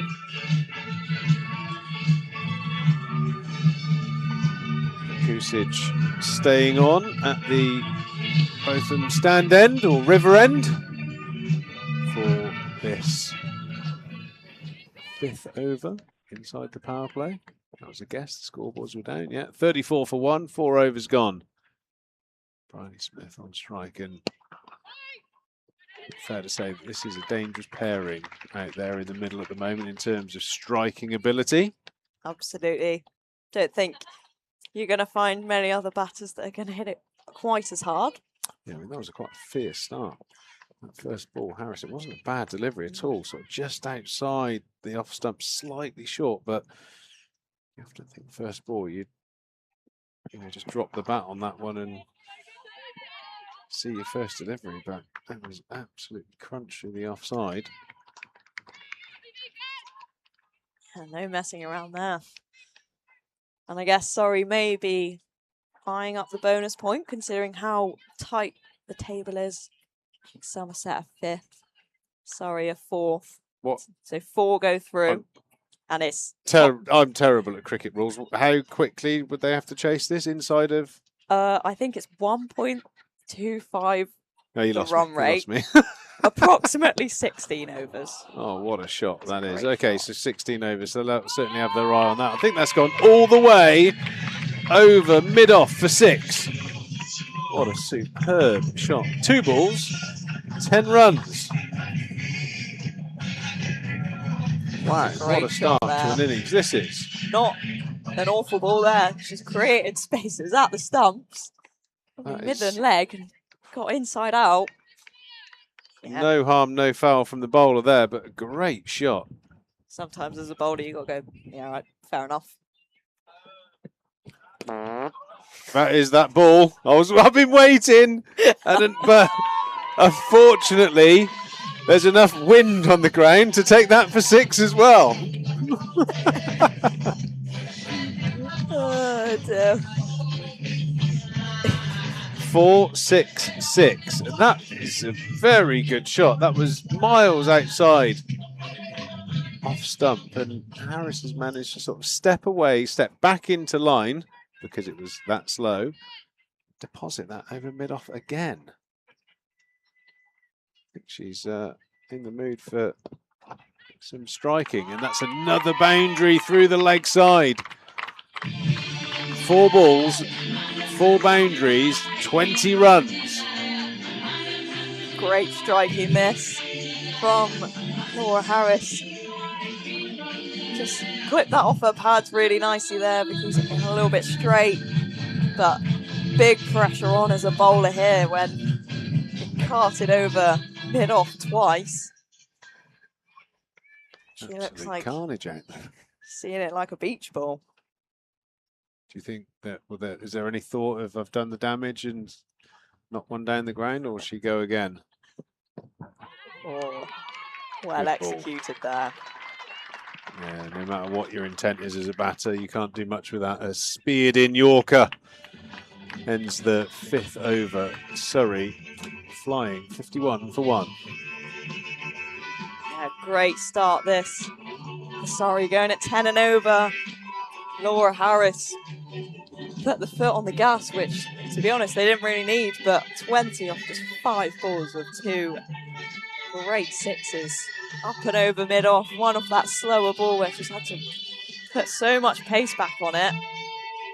Somerset looking in a pretty perilous position here. That required run rate just at 6.5. I do think Surrey will be eyeing up that bonus point in a crucial game this to see who's going to make it to finals day.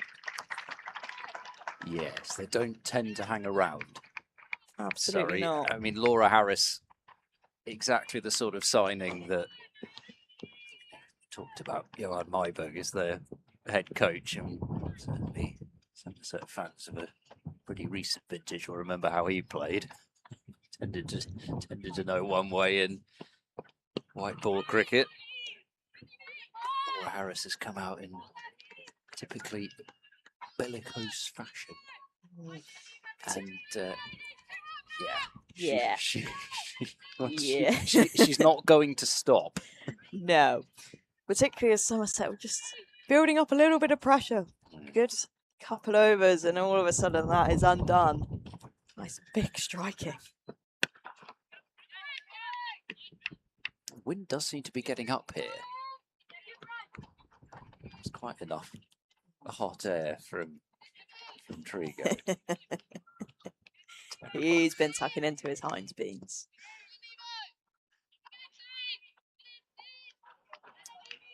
What a moment for Maddie Russell.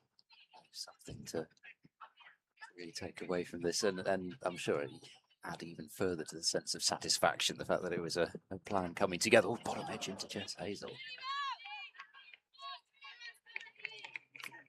Short ball, Paige Schofield is your first victim.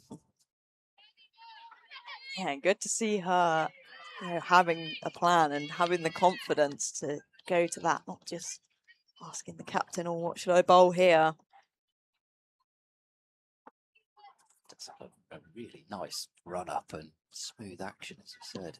Oh, just a little bit cute there. Yeah, what's going on Laura there? Harris, yeah. I mean, sometimes I think she does occasionally play that almost ramp shot just to supplement the ferocious power that she's got. But I don't know that I've seen too many little dinky late dabs from Laura Harris before. Yeah, not really seen her trying to use the pace like that. Normally just trying to add a lot more of it. Sold herself short of it then. Back to trying to strike the ball somewhere off, but this has been a good over from Holland at the end of the power play. And actually, the 2 innings thus far, I don't know if the Worm would entirely back me up on this, but I feel as though it was the last over of the power play was quite a good one from Surrey as well. Yeah, probably pretty similar in terms of runs scored and wickets at this point. For the dab again, quick single. Oh, she's missed the stumps there. As Hazel, I think Smith, excuse me, would have been home.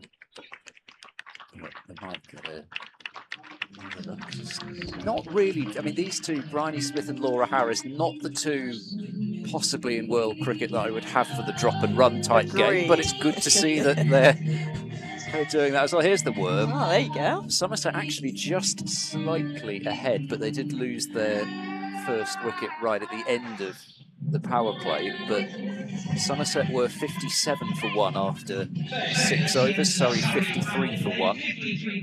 So at least now they know they're able to drop some fielders back, and these young spinners who've been so effective for Somerset this season across both formats have an opportunity to try and create the sort of pressure that Surrey spinners did through the middle overs. Barnes coming back second over, having bowled the first of the innings. Laura Harris, look out if you're paddling down the river just in case. She wasn't going to hold back, but she's just going to survive. But she saved the 6. Great save there from Neve Wallen, goalkeeper style. Top pins looked like she had it.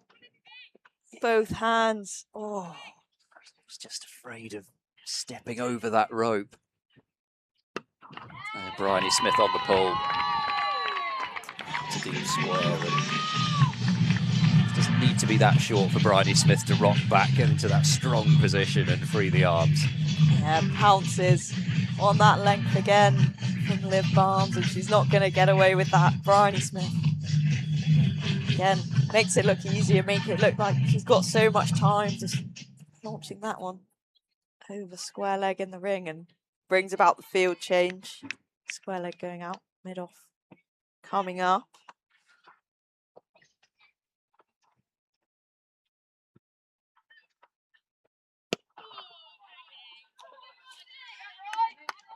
To short extra cover, one way or another, a dot ball, but Somerset going to have to break this partnership in pretty short order. The required rate 6 3/4.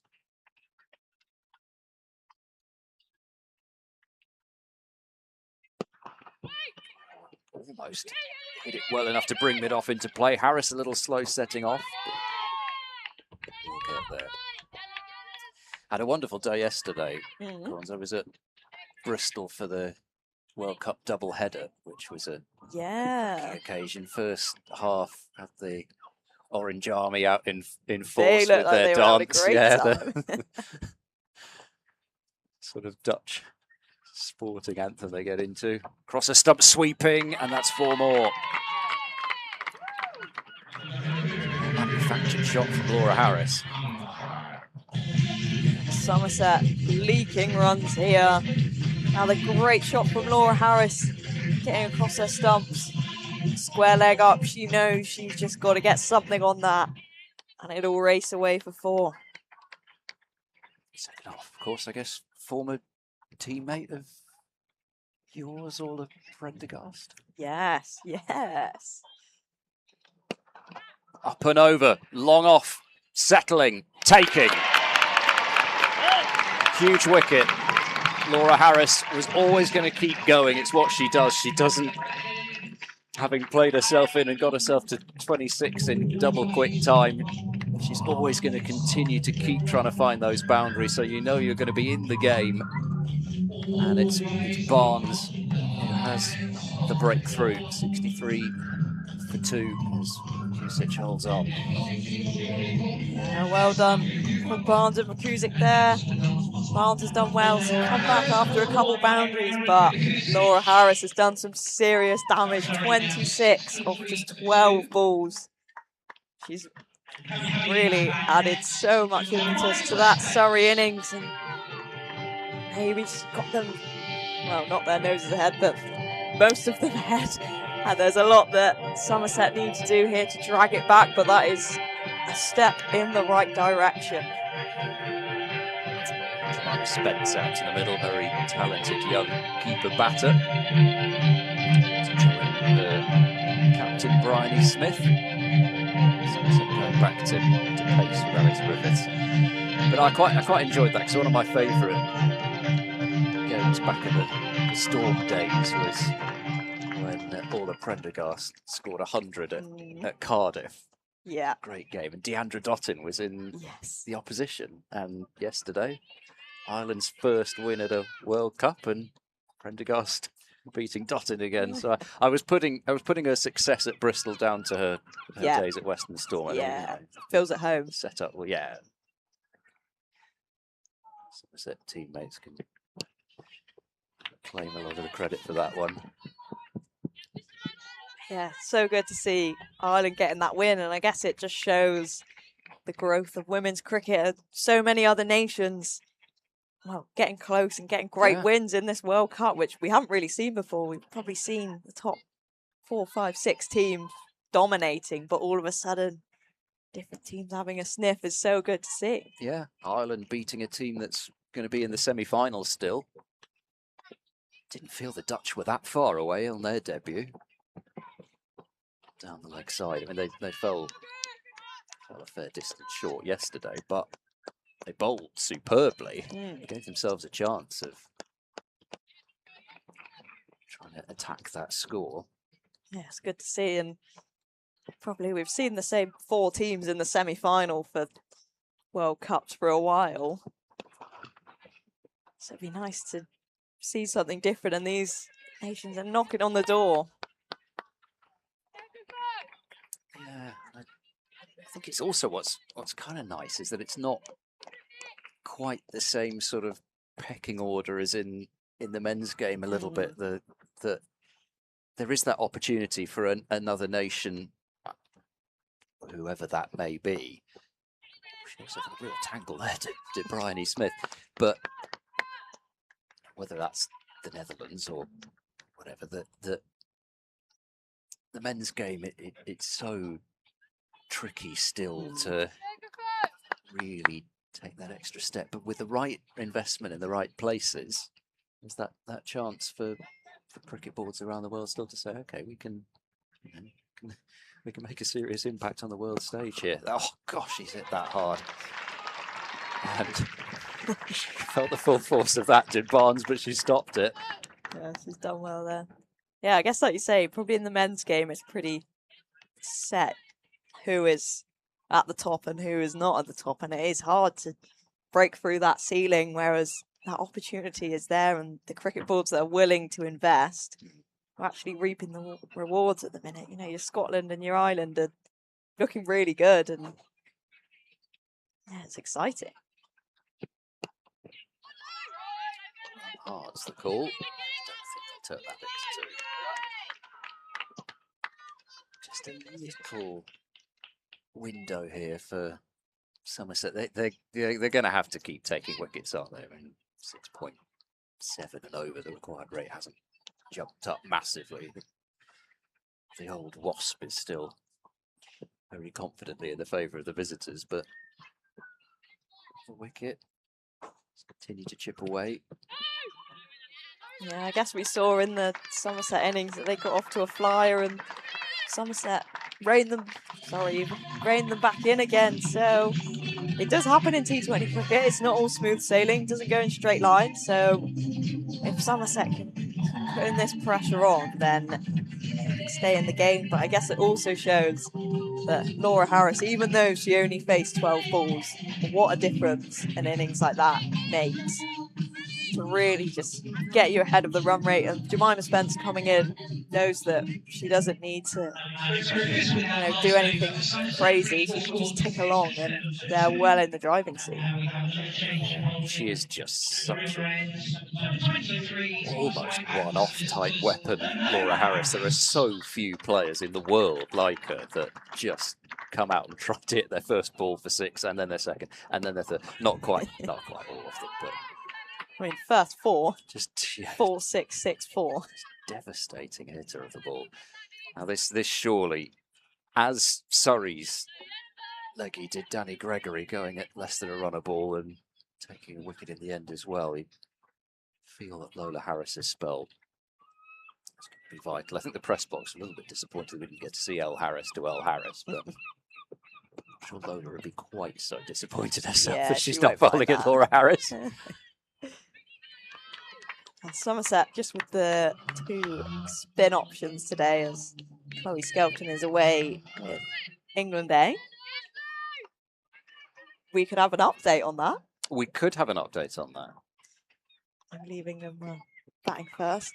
Oh, half a chance there as I slapped over cover from Bryony Smith. Maddie Russell with a diving effort. Would have been a spectacular catch if she'd got near it. Flew over her head. So England A posted 222 for 6 from their 50 overs. Chloe Skelton in at the end, 5 off 2 balls, not out. Solid. And India 93 for 2 after 20 overs, so going pretty well. Just lost a second wicket actually. Rawal, World Cup winner, and actually she didn't play in that final, did she? I think she got injured and then Shafali Verma came in and hasn't looked back since she came into the side because she got runs and wickets in that 50 over World Cup final. And Rawal made 46 there. Chloe Skelton 4 overs for 28. She has got a bowl really timed by Spence, but continuing to rotate the strike around the boundary in this over. Don't have to go after it particularly hard, although I say that, but the way that Surrey play their T20 cricket, whoever's out there, it might not be quite as extreme without Laura Harris, but you know they're going to continue to target boundaries, and that had to be some quick work from Barnes on that leg side boundary and keeps it to 1 as well. Yeah, she's done well there. But another good over. Oh, sorry, 10 off it. They're just going to keep going and going. Yeah, I think so. I mean, they're really deep, sorry. And it's just been their mantra for a long time, pretty much ever since I think Johan Myberg took over. When they were the stars as well. Just keep going and going.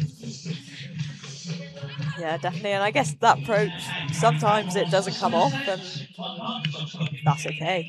Particularly in 20 over cricket, sometimes you are going to get bowled out. It happens. I've sometimes got the feeling that in 50 over cricket, it has made them a little bit more inconsistent. But when they get into T20 cricket, it can be pretty overpowering. It's most successful, that sort of strategy. Niamh Holland just a couple of runs off her first over. Got away with that one, but we'll take it. It's a funny one, I don't know. Actually, I think we were together in the first innings when we had that wagon wheel going. For some reason, there's still, it feels like hasn't been that many boundaries. Yeah. Even Harris targeting straight down the ground, which I guess she does, but quite so many square of the wicket boundaries. Another shot aiming square, not really timed. Yeah, I think this is the third T20 on this wicket, so maybe getting a little bit tired here. Use this one for the double header on Friday. I guess it's been so dry and hot this last week or so that it's a pretty tough job for the ground staff. But they're doing a great job and providing a great arena for us to play.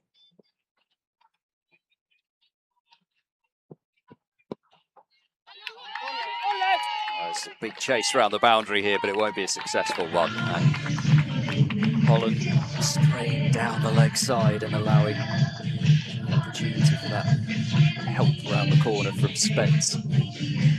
Looked like it was going to be a wide, but got some bat on it and helped it on its way. And another boundary. Job one for Somerset here is how do they stop these boundaries flowing, regain some control.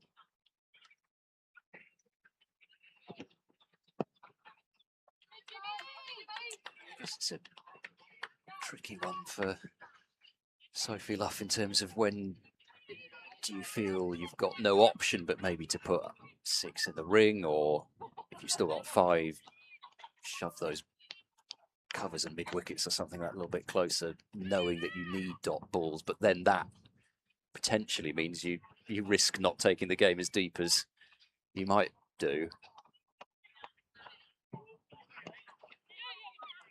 Yeah, definitely. Sometimes you know that you have to take wickets, and do you want to take that risk to kind of... Whoa! Whoa there. That one hit the edge of the matting, I think, and went way over Jess Hazel's head on the bounce that throw. Fortunately, there was some fielders there to back up. Done well to get out of the way of that one. Oh, a headhunter. Yeah, like you say, is there a point where you go, you know what, we're going to try and win the game even sooner, and if we lose it because of that, then we probably would have lost anyway.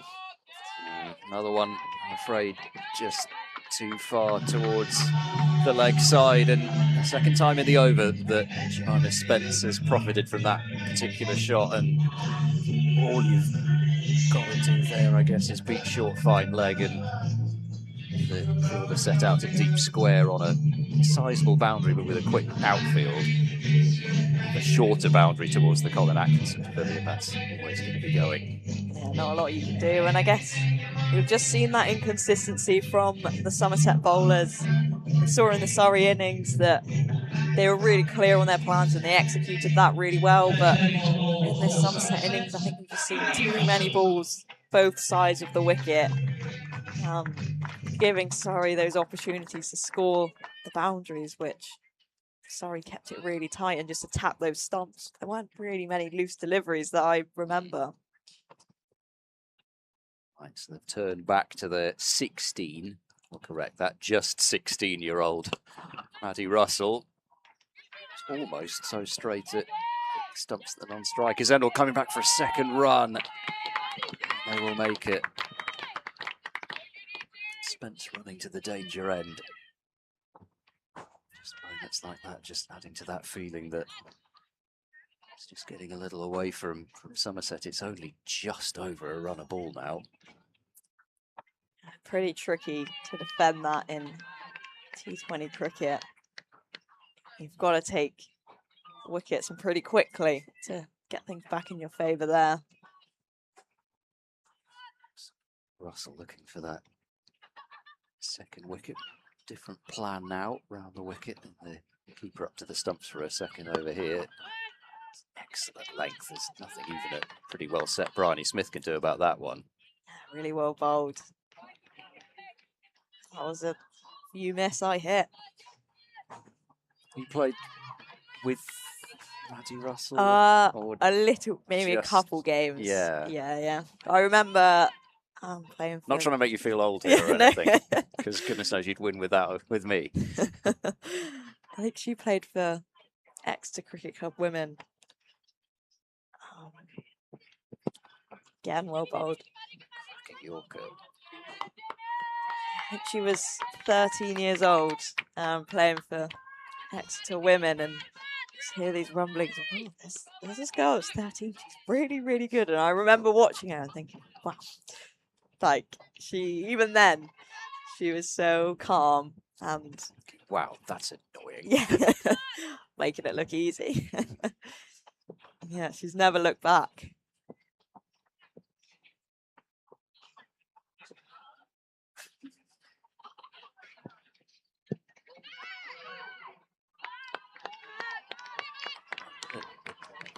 This has been so far. We should finish it off, but 2 Yorkers done. Spent by the looks of things with a little change of pace there. Yeah, definitely. She's got some cutters in the locker, and I think as well, it just shows bowling full and at the stumps. Makes it so difficult for the batters. I did hear a story, though, of her bumping Charlie Dean. Oh, I would be surprised. Well, that sounded like it hit something, Yes. but with Jess Hazel in the way, I'm going to have to look at a replay to see exactly what happened there. Oh, no, I don't think it did hit anything. She's done superbly to take that, but... Again, great work. I don't think it hit the Bloody stumps. Russ. Didn't take the bails off, Yeah. but didn't miss by much, gosh.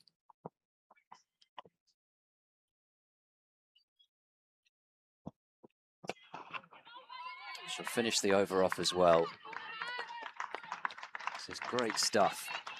Great over. Maddie Russell, 4 off her second over. Wicket already to her name, 91 for 2. Well, I'm going to have a trade for the green machine. Thanks for having me. Thank you very much, as ever, Emma. It's a great pleasure to have you with us. And Mr. Trigo back in.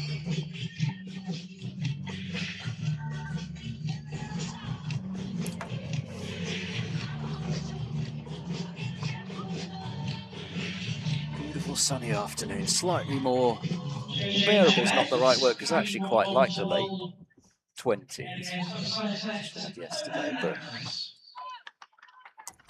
22 degrees, sunshine, strong enough breeze, pleasant conditions for watching cricket. Summer is well and truly here with the blast on as well, and back comes Lola Harris.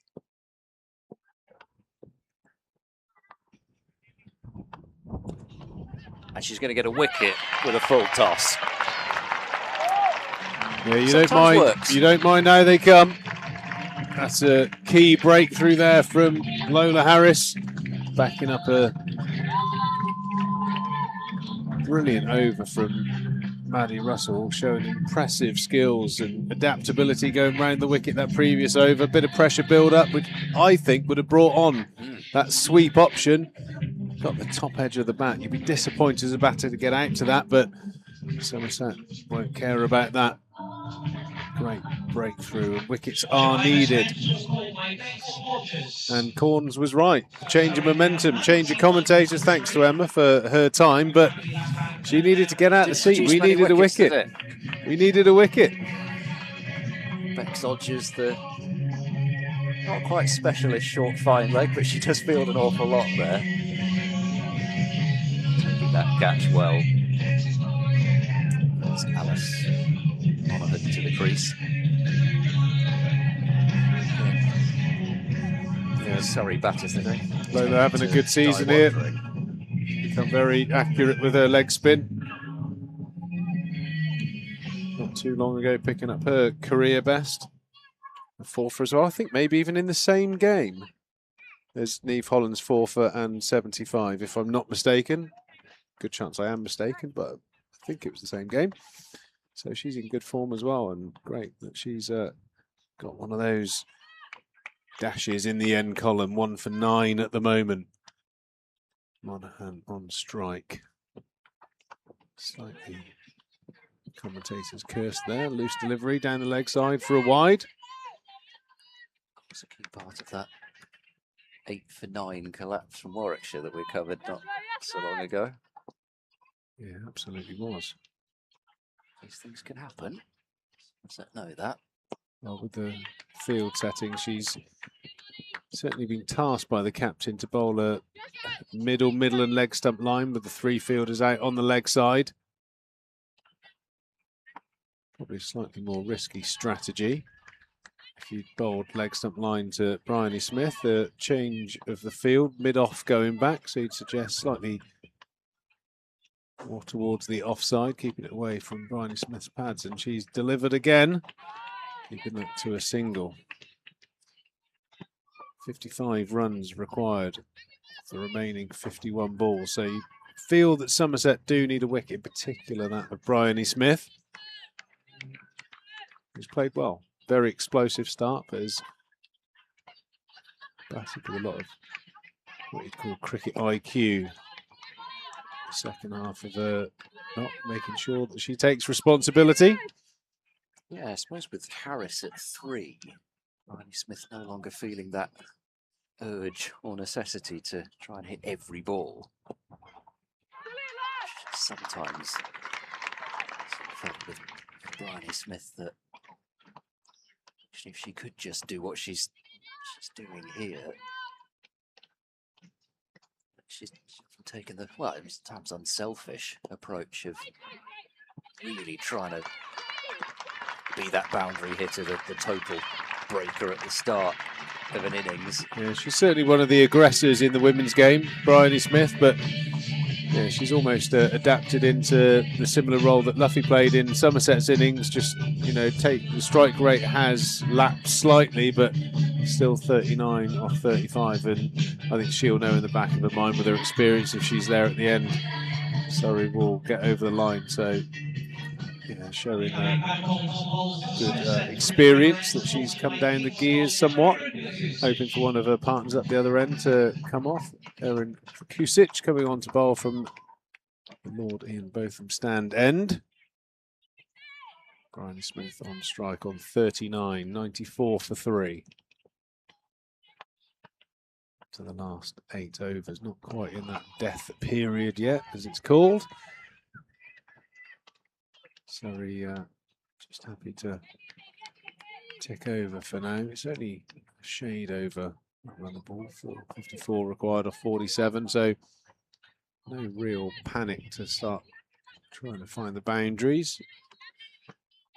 It's just important that from a Surrey perspective, you keep the dot balls off the scorecard as much as you can. Mid-off coming up, deep square going back.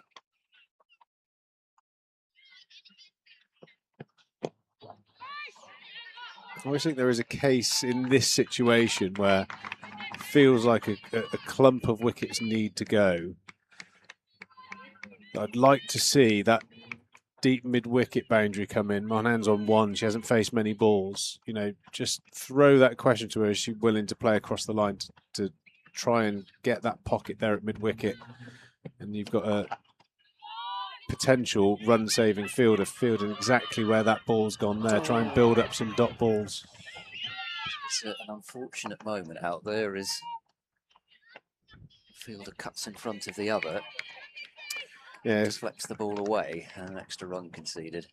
Yeah, not ideal, but yeah, I just think in the context of the game where it is now, dot balls or wickets are what Somerset need. Can they risk one fielder off the line coming into that leg side pocket there to try and save the one?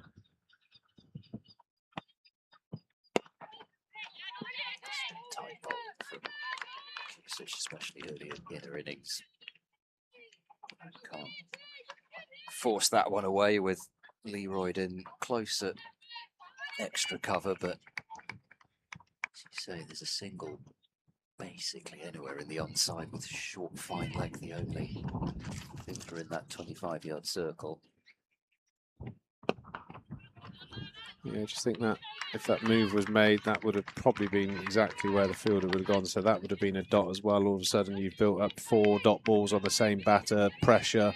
They're normally going to, you know, to be fair, at that stage, you then put them back out on the boundary because you want Monaghan to stay on strike, Bryony off strike as much as possible.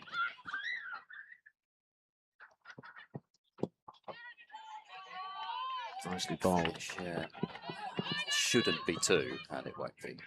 Yeah, and I think that's a good outcome, that single there for Somerset again. Bryony Smith up the non-striker's end where Somerset want her for the time being. Yeah, nervous times across both the men's and the women's blast games going today. Somerset 87 for 5 after 12 overs on the men's side of things at New Road, needing 94 from 8 overs. James Root following up that devastating 100 with a 36 and a 30 from Tom Banton, but both. Who's in now with Daniel Sams? Would that be Goldsworthy? Is he playing? Good question. You know, I'm guessing it will have to be either Goldsworthy or Craig Overton coming out. Here, meanwhile, though, Lola Harris to continue. Almost deflecting that ball onto the stumps at the non-striker's end. Yeah, it was a good half stop there from Lola Harris. That had potential of going for 4. She's got a good piece of that, slowing it down. The blast for raising the blood pressure. Yeah, just what you want on a relaxing Sunday afternoon. Bit of cricket tension. 2 at the same time. Oh, she's gone so far across there, I thought surely that must bowl her, and it's just missed leg stump. Rightly not called a wide as she's moved away from it, Bryony Smith. Really would have made things interesting from a Somerset point of view. As it is, she stays there, and that's similar to the shot she was after, and just a little bit shorter, latches onto that and brings up the 100 with a boundary. Yeah, not a poor delivery at all. Good batting there from Bryony Smith. Those last 2 balls, happy to walk right across her stumps and has no right really to get that over battered square leg. It was an incredible shot. But I think she's been forced into taking a risk there, which is good for Somerset because of the previous over. You know, was it 3 runs from it, 4 runs from it, building up that run rate. And you need to get, in particular, Bryony Smith feeling like she has to hit boundaries, which means there might be an opportunity to dismiss her. I think the game is very much on if they can, and that is hit powerfully into the offside and well fielded by Maddie Russell out there at long off. Stayed calm there as that was travelling and then just threatened to dribble onto the boundary, but she had the presence of mind to recover and prevent that ball from hitting the rope. Well, another good sign for young Maddie Russell that the captain feels like they can put her into those key positions, and Bryony Smith has stepped away and swatted that just over Ruby Davis. That extra cover that races away for 4. In fact, sorry, that's Liv Barnes at extra cover. Just out of reach and races across this fast boundary here. Those are the vicissitudes of the game. I think that's the word I'm after anyway. I mean, she was within a coat of varnish of being bowled going across her stumps earlier on in the over. Then that one just over the fielder. But if it's a player like Bryony Smith's day, then usually in trouble. Yeah, she's played well. She's deserving of that 50 off just 40 deliveries. Perfectly timed at the moment. You still do feel like if Somerset can dismiss Bryony Smith, there's a little window of opportunity. 6.5 runs required at the moment. If she's in, I don't think it's going to be much of an issue. Really do hope that every time Monaghan's on strike, they just bring one more fielder into the circle to try and keep it on the strike and build up some pressure again. 110 for 3 here at the Cooper Associates County Ground. Surrey in chase of Somerset's 148, so they need 149 to win. 39 off 36 balls is the equation with 7 wickets in hand. And they did at least, I mean, that over really did put it on Bryony Smith to create those couple of boundary opportunities. There was nothing given away in that over. It wasn't as though after a succession of cheap overs, they just let the pressure off themselves. Smith just released the valve. Well, it's been a good debut so far, those first 2 overs. Can it be a great debut getting out Bryony Smith? And that It's snuck through Jess Hazel. I don't think it's a wide, but it is going to be 4 byes. Just that full delivery. It looks like it landed in the bowler's footholes and just jumped up a little bit. Yeah, that's really tough for Jess Hazel. I'm not sure she could have done much about that. It's hit the foothold and bounced vertically over her gloves. She's already at just 16. Just on that borderline of standing up to or not, and that happens. Again, very hard to get underneath that delivery. We're going to be seeing rather a lot more of Maddie Russell. Yeah.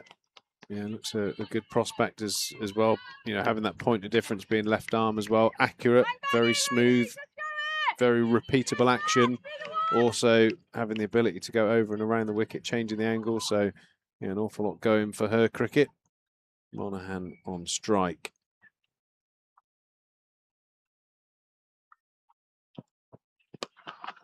Full toss, but long on trying to get round, but even Neve Holland, as quick as she is across the ground, can't get there. But I suppose when you are. I'm trying to remember, I think I was actually afraid of everything when I was just 16. But she doesn't seem to be afraid of bowling at anybody. Have you grown out of being afraid of everything? No, still in there, terrified still a of bit in there. yeah. It's a big scary world, isn't it? It is. Like the Iron Shadow.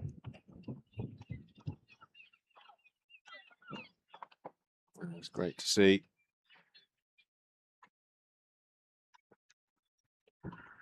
Oh, referee, that's close on that wide line. Maddie looks very disappointed with the umpire's decision there. She did back away as well. Very close, that, I would have said.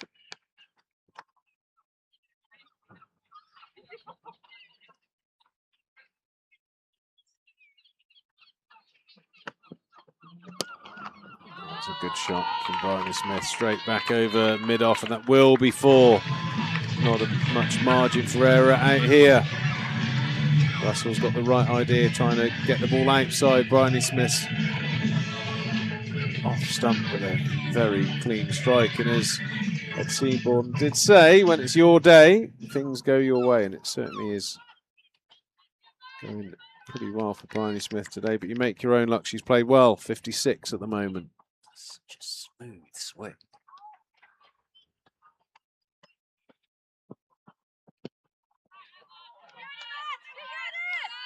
Another wide, going for that wide Yorker. Showing a nice array of skills. Both of those wide Yorkers haven't missed by much.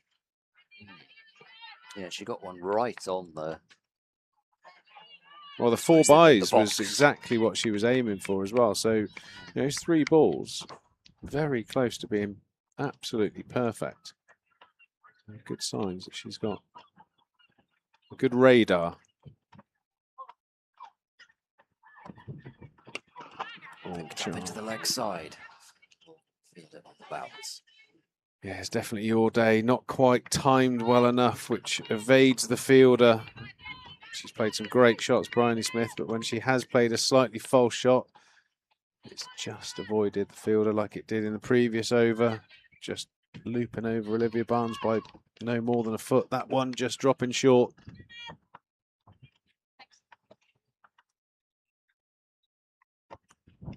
That's what the good players do, though, Ed. They make the most of having a couple of little pieces of luck. That's another wide ball down the leg side. I suppose you often hear about young batters coming through now and how it's all about those flicks and ramps or whatever. But young bowlers more conditioned to T20 cricket, and they learn those sort of wide Yorkers and the variations earlier than be used to. Yes, probably more so in the women's game, because they're professional cricket they will be playing. The vast majority of it is going to be limited over stuff. A chance and another wicket for Maddie Russell. She's picked up 2. She deserves it, if nothing more than the confidence she's shown, the skills. The great debut from the young Somerset left arm seamer. Monaghan goes for 6. A little bit of a potentially an off cutter there, and nicely taken by Amy Davis. Short third man. There's a World Cup going on. There'll be eyes on these games, and even if you don't see it live, there'll be people who'll look round the scorecards and we'll see that name and two big names out as well. Yeah, I mean, I think what would excite selectors at the next level is the ceiling potential. You know, still some maturing, some strengthening to go through. You know, certainly now being in the professional environment, the strength and conditioning that she'll go through. So you'd expect her to put on some pace. So very, very exciting prospect. She's got all the raw ingredients in terms of action, accuracy. She's able to bowl to a game plan quite clearly as well, because even those balls that were slightly wide of off stump, she's obviously intentionally trying to get those wide Yorkers in, and she's missed them by a couple of inches. So, you know, it shows that she's got a really good handle on her skills, which is great to see. Olivia Barnes coming on to bowl from the Trescothick stand end to the dangerous Bryony Smith on 57. How will she play these next few balls while Franklin gets accustomed to the situation? Happy to open up her stumps out. Nearly cost her a wicket. Liv Barnes just spearing that one in, and that is missed by a lick of pink paint. Agonising. So Phoebe Franklin experienced ahead.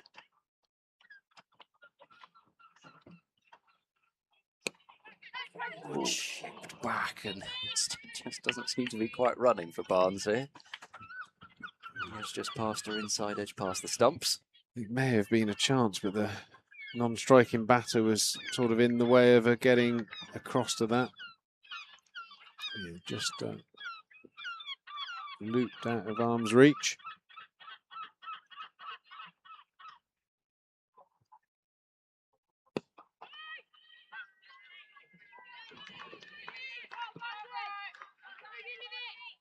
Out back. The post-match entertainment will be starting to get towards cracking itself up. Oh, that's along the ground and struck so firmly by Smith it gets through. Everybody up square of the wicket on the offside. Another boundary. Again, sliding in. That's hitting off stump, but she's just happy to expose those stumps and play with that knowledge that she'll make contact. Good contact. Yeah, diving effort not stopped there at extra cover by Maddie Russell. That's certainly one of the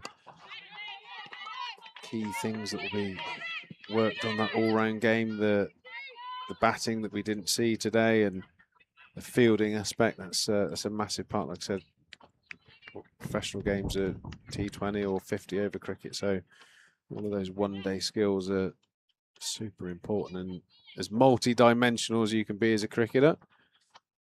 Bat bowl field. I think the further you generally will go in the game.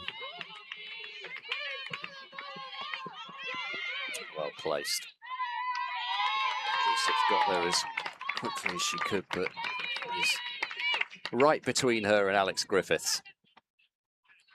Surrey now finish line in sight. They think about getting it done as quickly as possible. They won't get it in time for the extra point, but it does look like being 4 crucial points for them in the standings, and Somerset will certainly by no means be out of the hunt for the top 4, but interesting to see how they respond to, I suppose, first little setback in this T20 campaign. A couple of games against fellow top 4 hunters at home and been too far off. But I think it's just that it seems to be you know, there's a reason why Surrey won the toss and wanted to chase. You know, there's always a, providing you're okay with the pressure of chasing, which Surrey look like they are, it's always good to know what you need to do. It's definitely an advantage.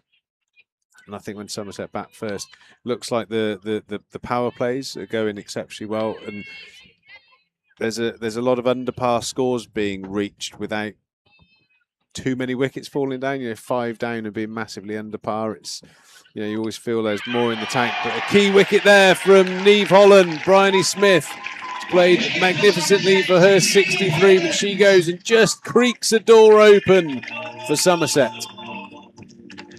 Just for once, something that Bryony Smith tried not coming off. Not sure if that was off her pad or off bat. I think it was off her pad onto the stumps, but it was almost the Harry Carey scoop. Yeah, I think one of the focuses, as I was saying, for Somerset is, you know, I think the top 3 are doing on the whole quite a very good job at getting the team off to a good flyer, and it seems the middle order, whether it be, you know, players coming in batting with players that are going at a good strike rate, making sure you get them on strike as quickly as possible, and actually being a little bit brave with your batting throughout the middle.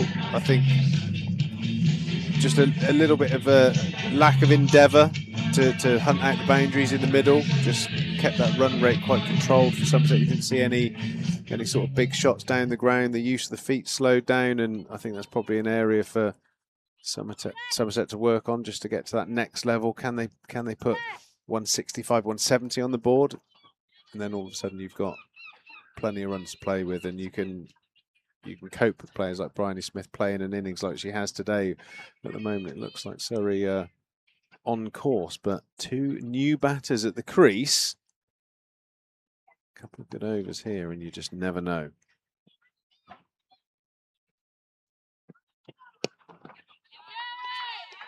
Highly experienced Ailish Cranstone to the middle, 31 years of age, and one of those rare left-handers in the domestic game. She's been for a while, just playing for Devon the best part of a decade ago, but been playing for Surrey for a long time now, and is a real benefit of Surrey's team that with those dashes at the top, they've got these experienced players that can either, I suppose, get them home in a situation like this. As Franklin accesses space on the offside, just using the pace. There are 3 fielders after him, but none will get there. Just to play sensible cricket, and I suppose in the instance when the dashes don't come off, they've got the chance to play those longer innings and be the safety net. But here, just got to put back to ball, and should still be in a great spot. Surrey, and boundary takes them just 11 of the target. No easy task here, but with the field set here at Taunton, at the end of the game, you almost can't afford to be more than an inch outside off stump. A little bit of width here, and that's the danger. Anything running off the face of the bat only has to beat either of those fielders backward of square on the offside by a yard, and it's 4, as we saw there. That was the challenge for Niamh Holland. She must keep the stumps in play every delivery.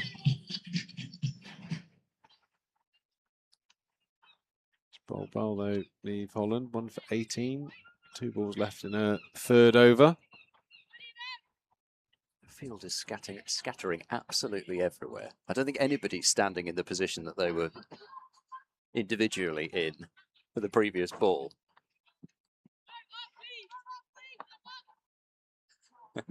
Lola Harris has run all the way down to deep 3rd and then been told, actually, sorry, we want you up after all that.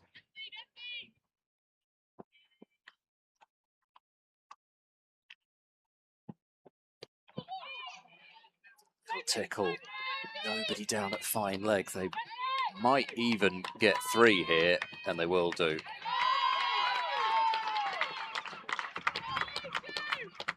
Right off the bat, Cranstone was hustling from the non-strikers and realising the 3rd run was on. There's a large amount of space down there, and just like that, the wicket Bryony Smith especially. Somerset some hope, but 7 off 2 balls, and now it's down to single figures.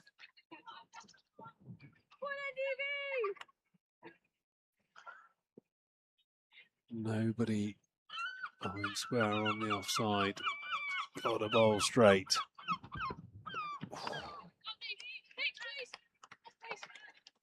Anything on that, and it's 4. Good wide Yorker to finish the over there from Neve Holland. Sorry, 141 for 5. 8 runs required. 4 fixtures left for Somerset. 3 of them are away from home, so they'll play Yorkshire at Headingley next. Then actually got 2 of the last 3 against Essex. So away first up, then with a really big one against the Blaze and then Essex again. But those are games, 3 of the 4 against the sides below them in the table. Yeah, it's not far away for Somerset. They've put in some brilliant performances. I think it's always difficult, you know. I do think that Chloe Skelton's a big miss, and you know, a miss for the right reasons, not an injury. So you know, that's great. But she's a big player for Somerset, in particular this year, with runs, quick runs down the lower order, and the control she gives with the ball. I feel they've landed a lot of Yorkers in this innings and not really had the payoff with any of them. A little bit of movement on that one. And she bowls well at the end. Erin Kusic. She has a number of slow balls that we've already spoken about, and generally finds that Yorker length pretty frequently. 7 runs from 17 balls. And I think it's Surrey's game to lose at the moment, barring something remarkable. It's going to be 7 in the ring.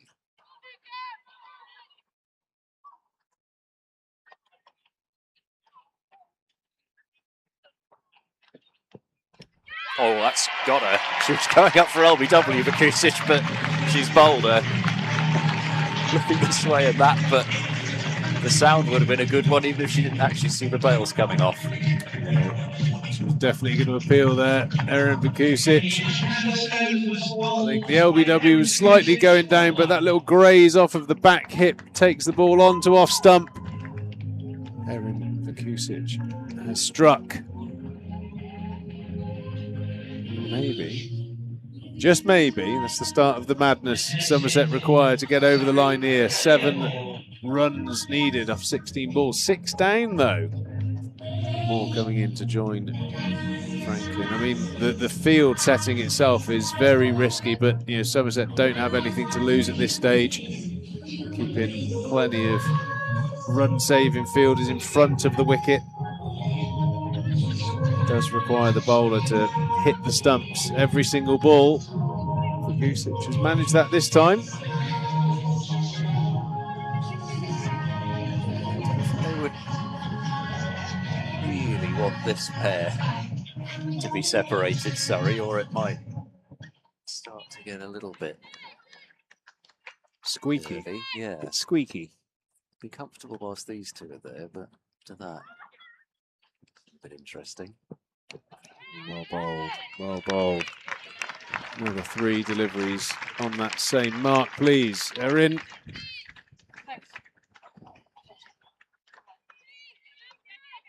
The longer this game goes on, the more nerves will be out there for the batters.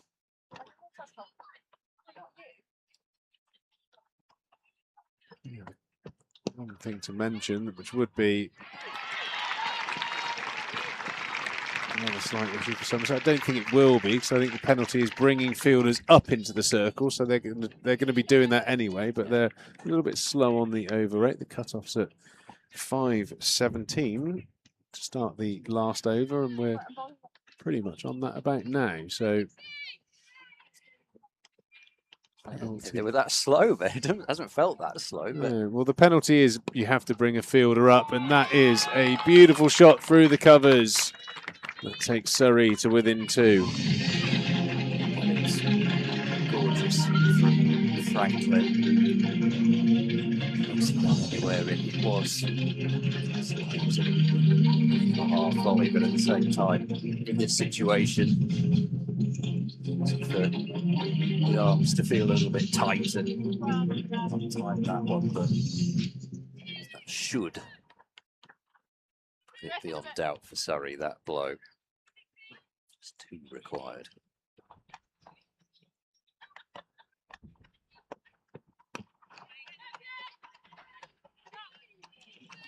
For any histrionics, they'll take it into the penultimate over,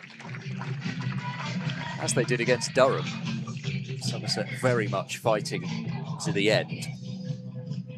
Never really felt in either of the games that Somerset quite had a lid on things. They're always just slightly playing catch up, and I suppose again it goes back to what you were saying about the actual target that they were defending. But it's just a fraction right. Thanks to Charles Church, our match day sponsor today. We've had a great time here at the ground. Thanks very much for your support. Eve Holland has been tasked with trying to get this through to the last over. Don't think that's going to be the case. Most of the Somerset fielders are in the ring trying to save one.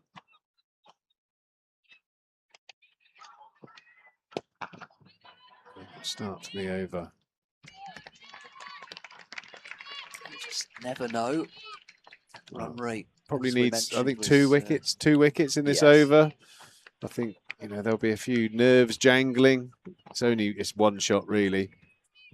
All of the fielders are in, so anything well struck, avoiding one of those fielders in the ring, and it's game over. But you've still got to do it. Oh, Neve has struck. You never know. 7 down for 147. Well, she tried to finish it in style. Killia Moore picked that one up over the leg side, but it was a straight ball. It was a risk to play that shot. The furniture has been rearranged behind her. Well, you know, in T20 periods, you practice a lot as a lower order batter, no doubt, but it's very unusual for 9-10 Jack to actually get an opportunity to bat in a match situation. There's pressure on.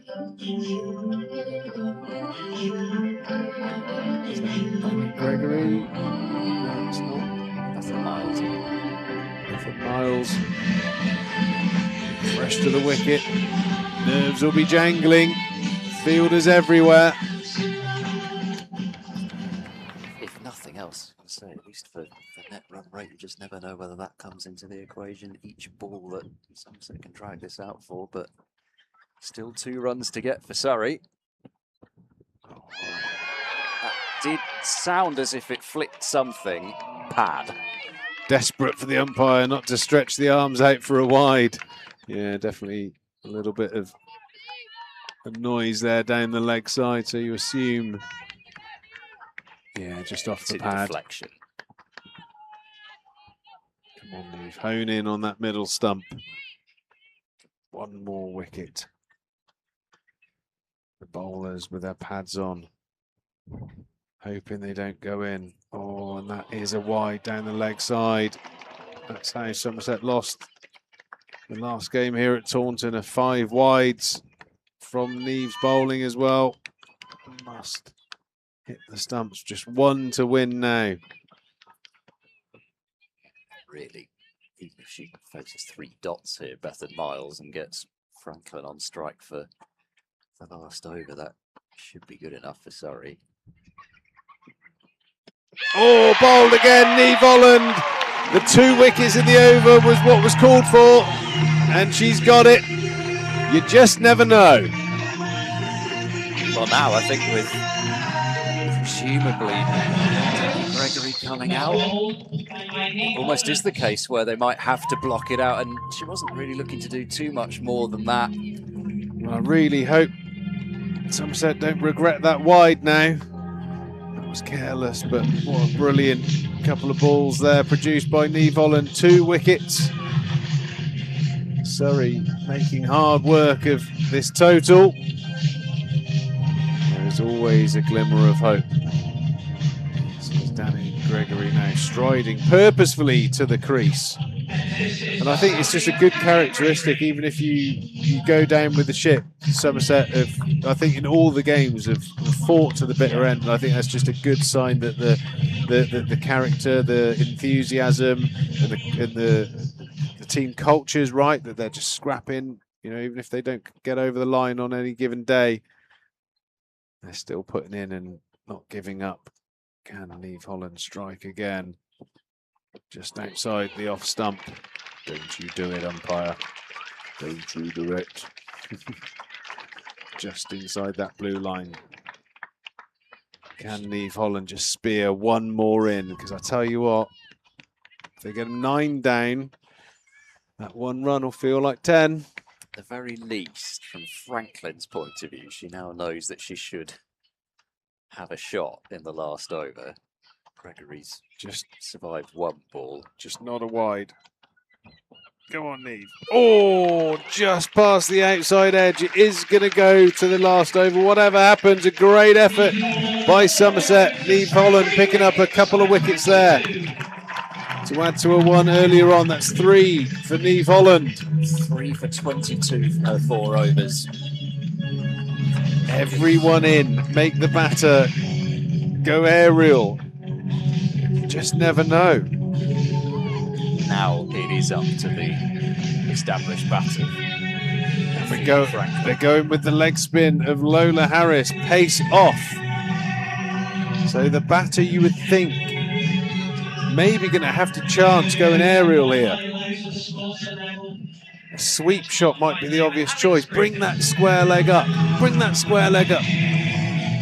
No point in her being out there. Just in case she really connects with one, but you'd rather see everybody in to just maximise on, just not have any ball go into a little space and be a single. Yeah, I get that one for the slog sweeper's top edge for a potential wicket, and I think there's enough fielders in the face of the batter where she's thinking she has to go over the top to get a single. I'm slightly concerned about a paddle because there's no one behind square on either side. Oh, that is a good delivery, and the pressure is mounting here. I'm not sure what Danny Gregory can tell Phoebe Franklin here, but please hit it for 1. If that's just make contact, I'm going to run, but that probably wouldn't be too wise because they wouldn't want a run out and then the number 11 to have to come out. That's a good ball. Oh, through the hands of Lola Harris. And a boundary to finish the game. The batter, Franklin, did feel like she had to go big and straight, and she got enough of it. What a great scrap here from Somerset. Surrey win this game. With only 4 balls to spare, but what a great effort trying to defend that.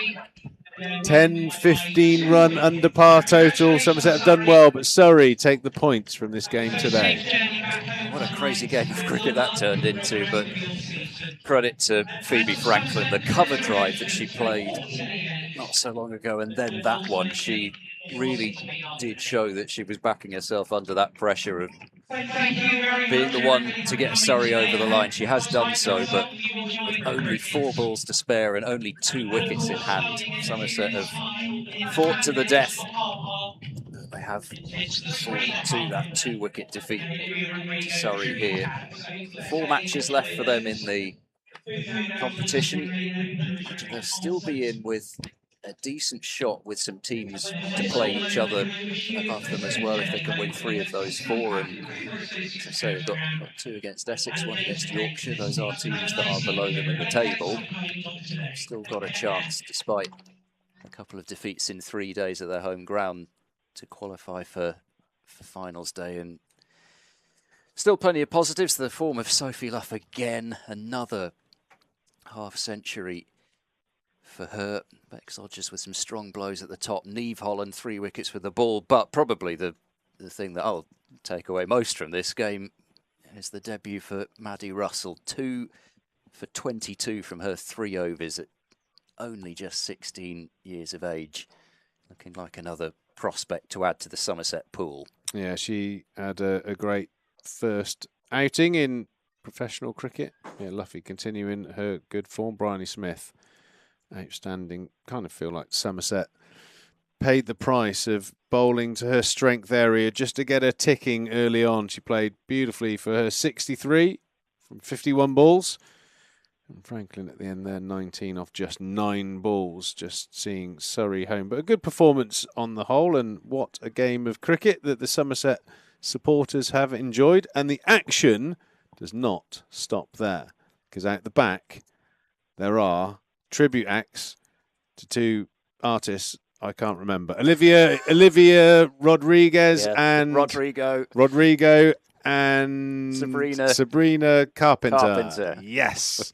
What a day's entertainment. It's been an absolute pleasure. We look forward to seeing you again on Somerset's live stream when either the women or the men are in action. Have a great rest of your Sunday.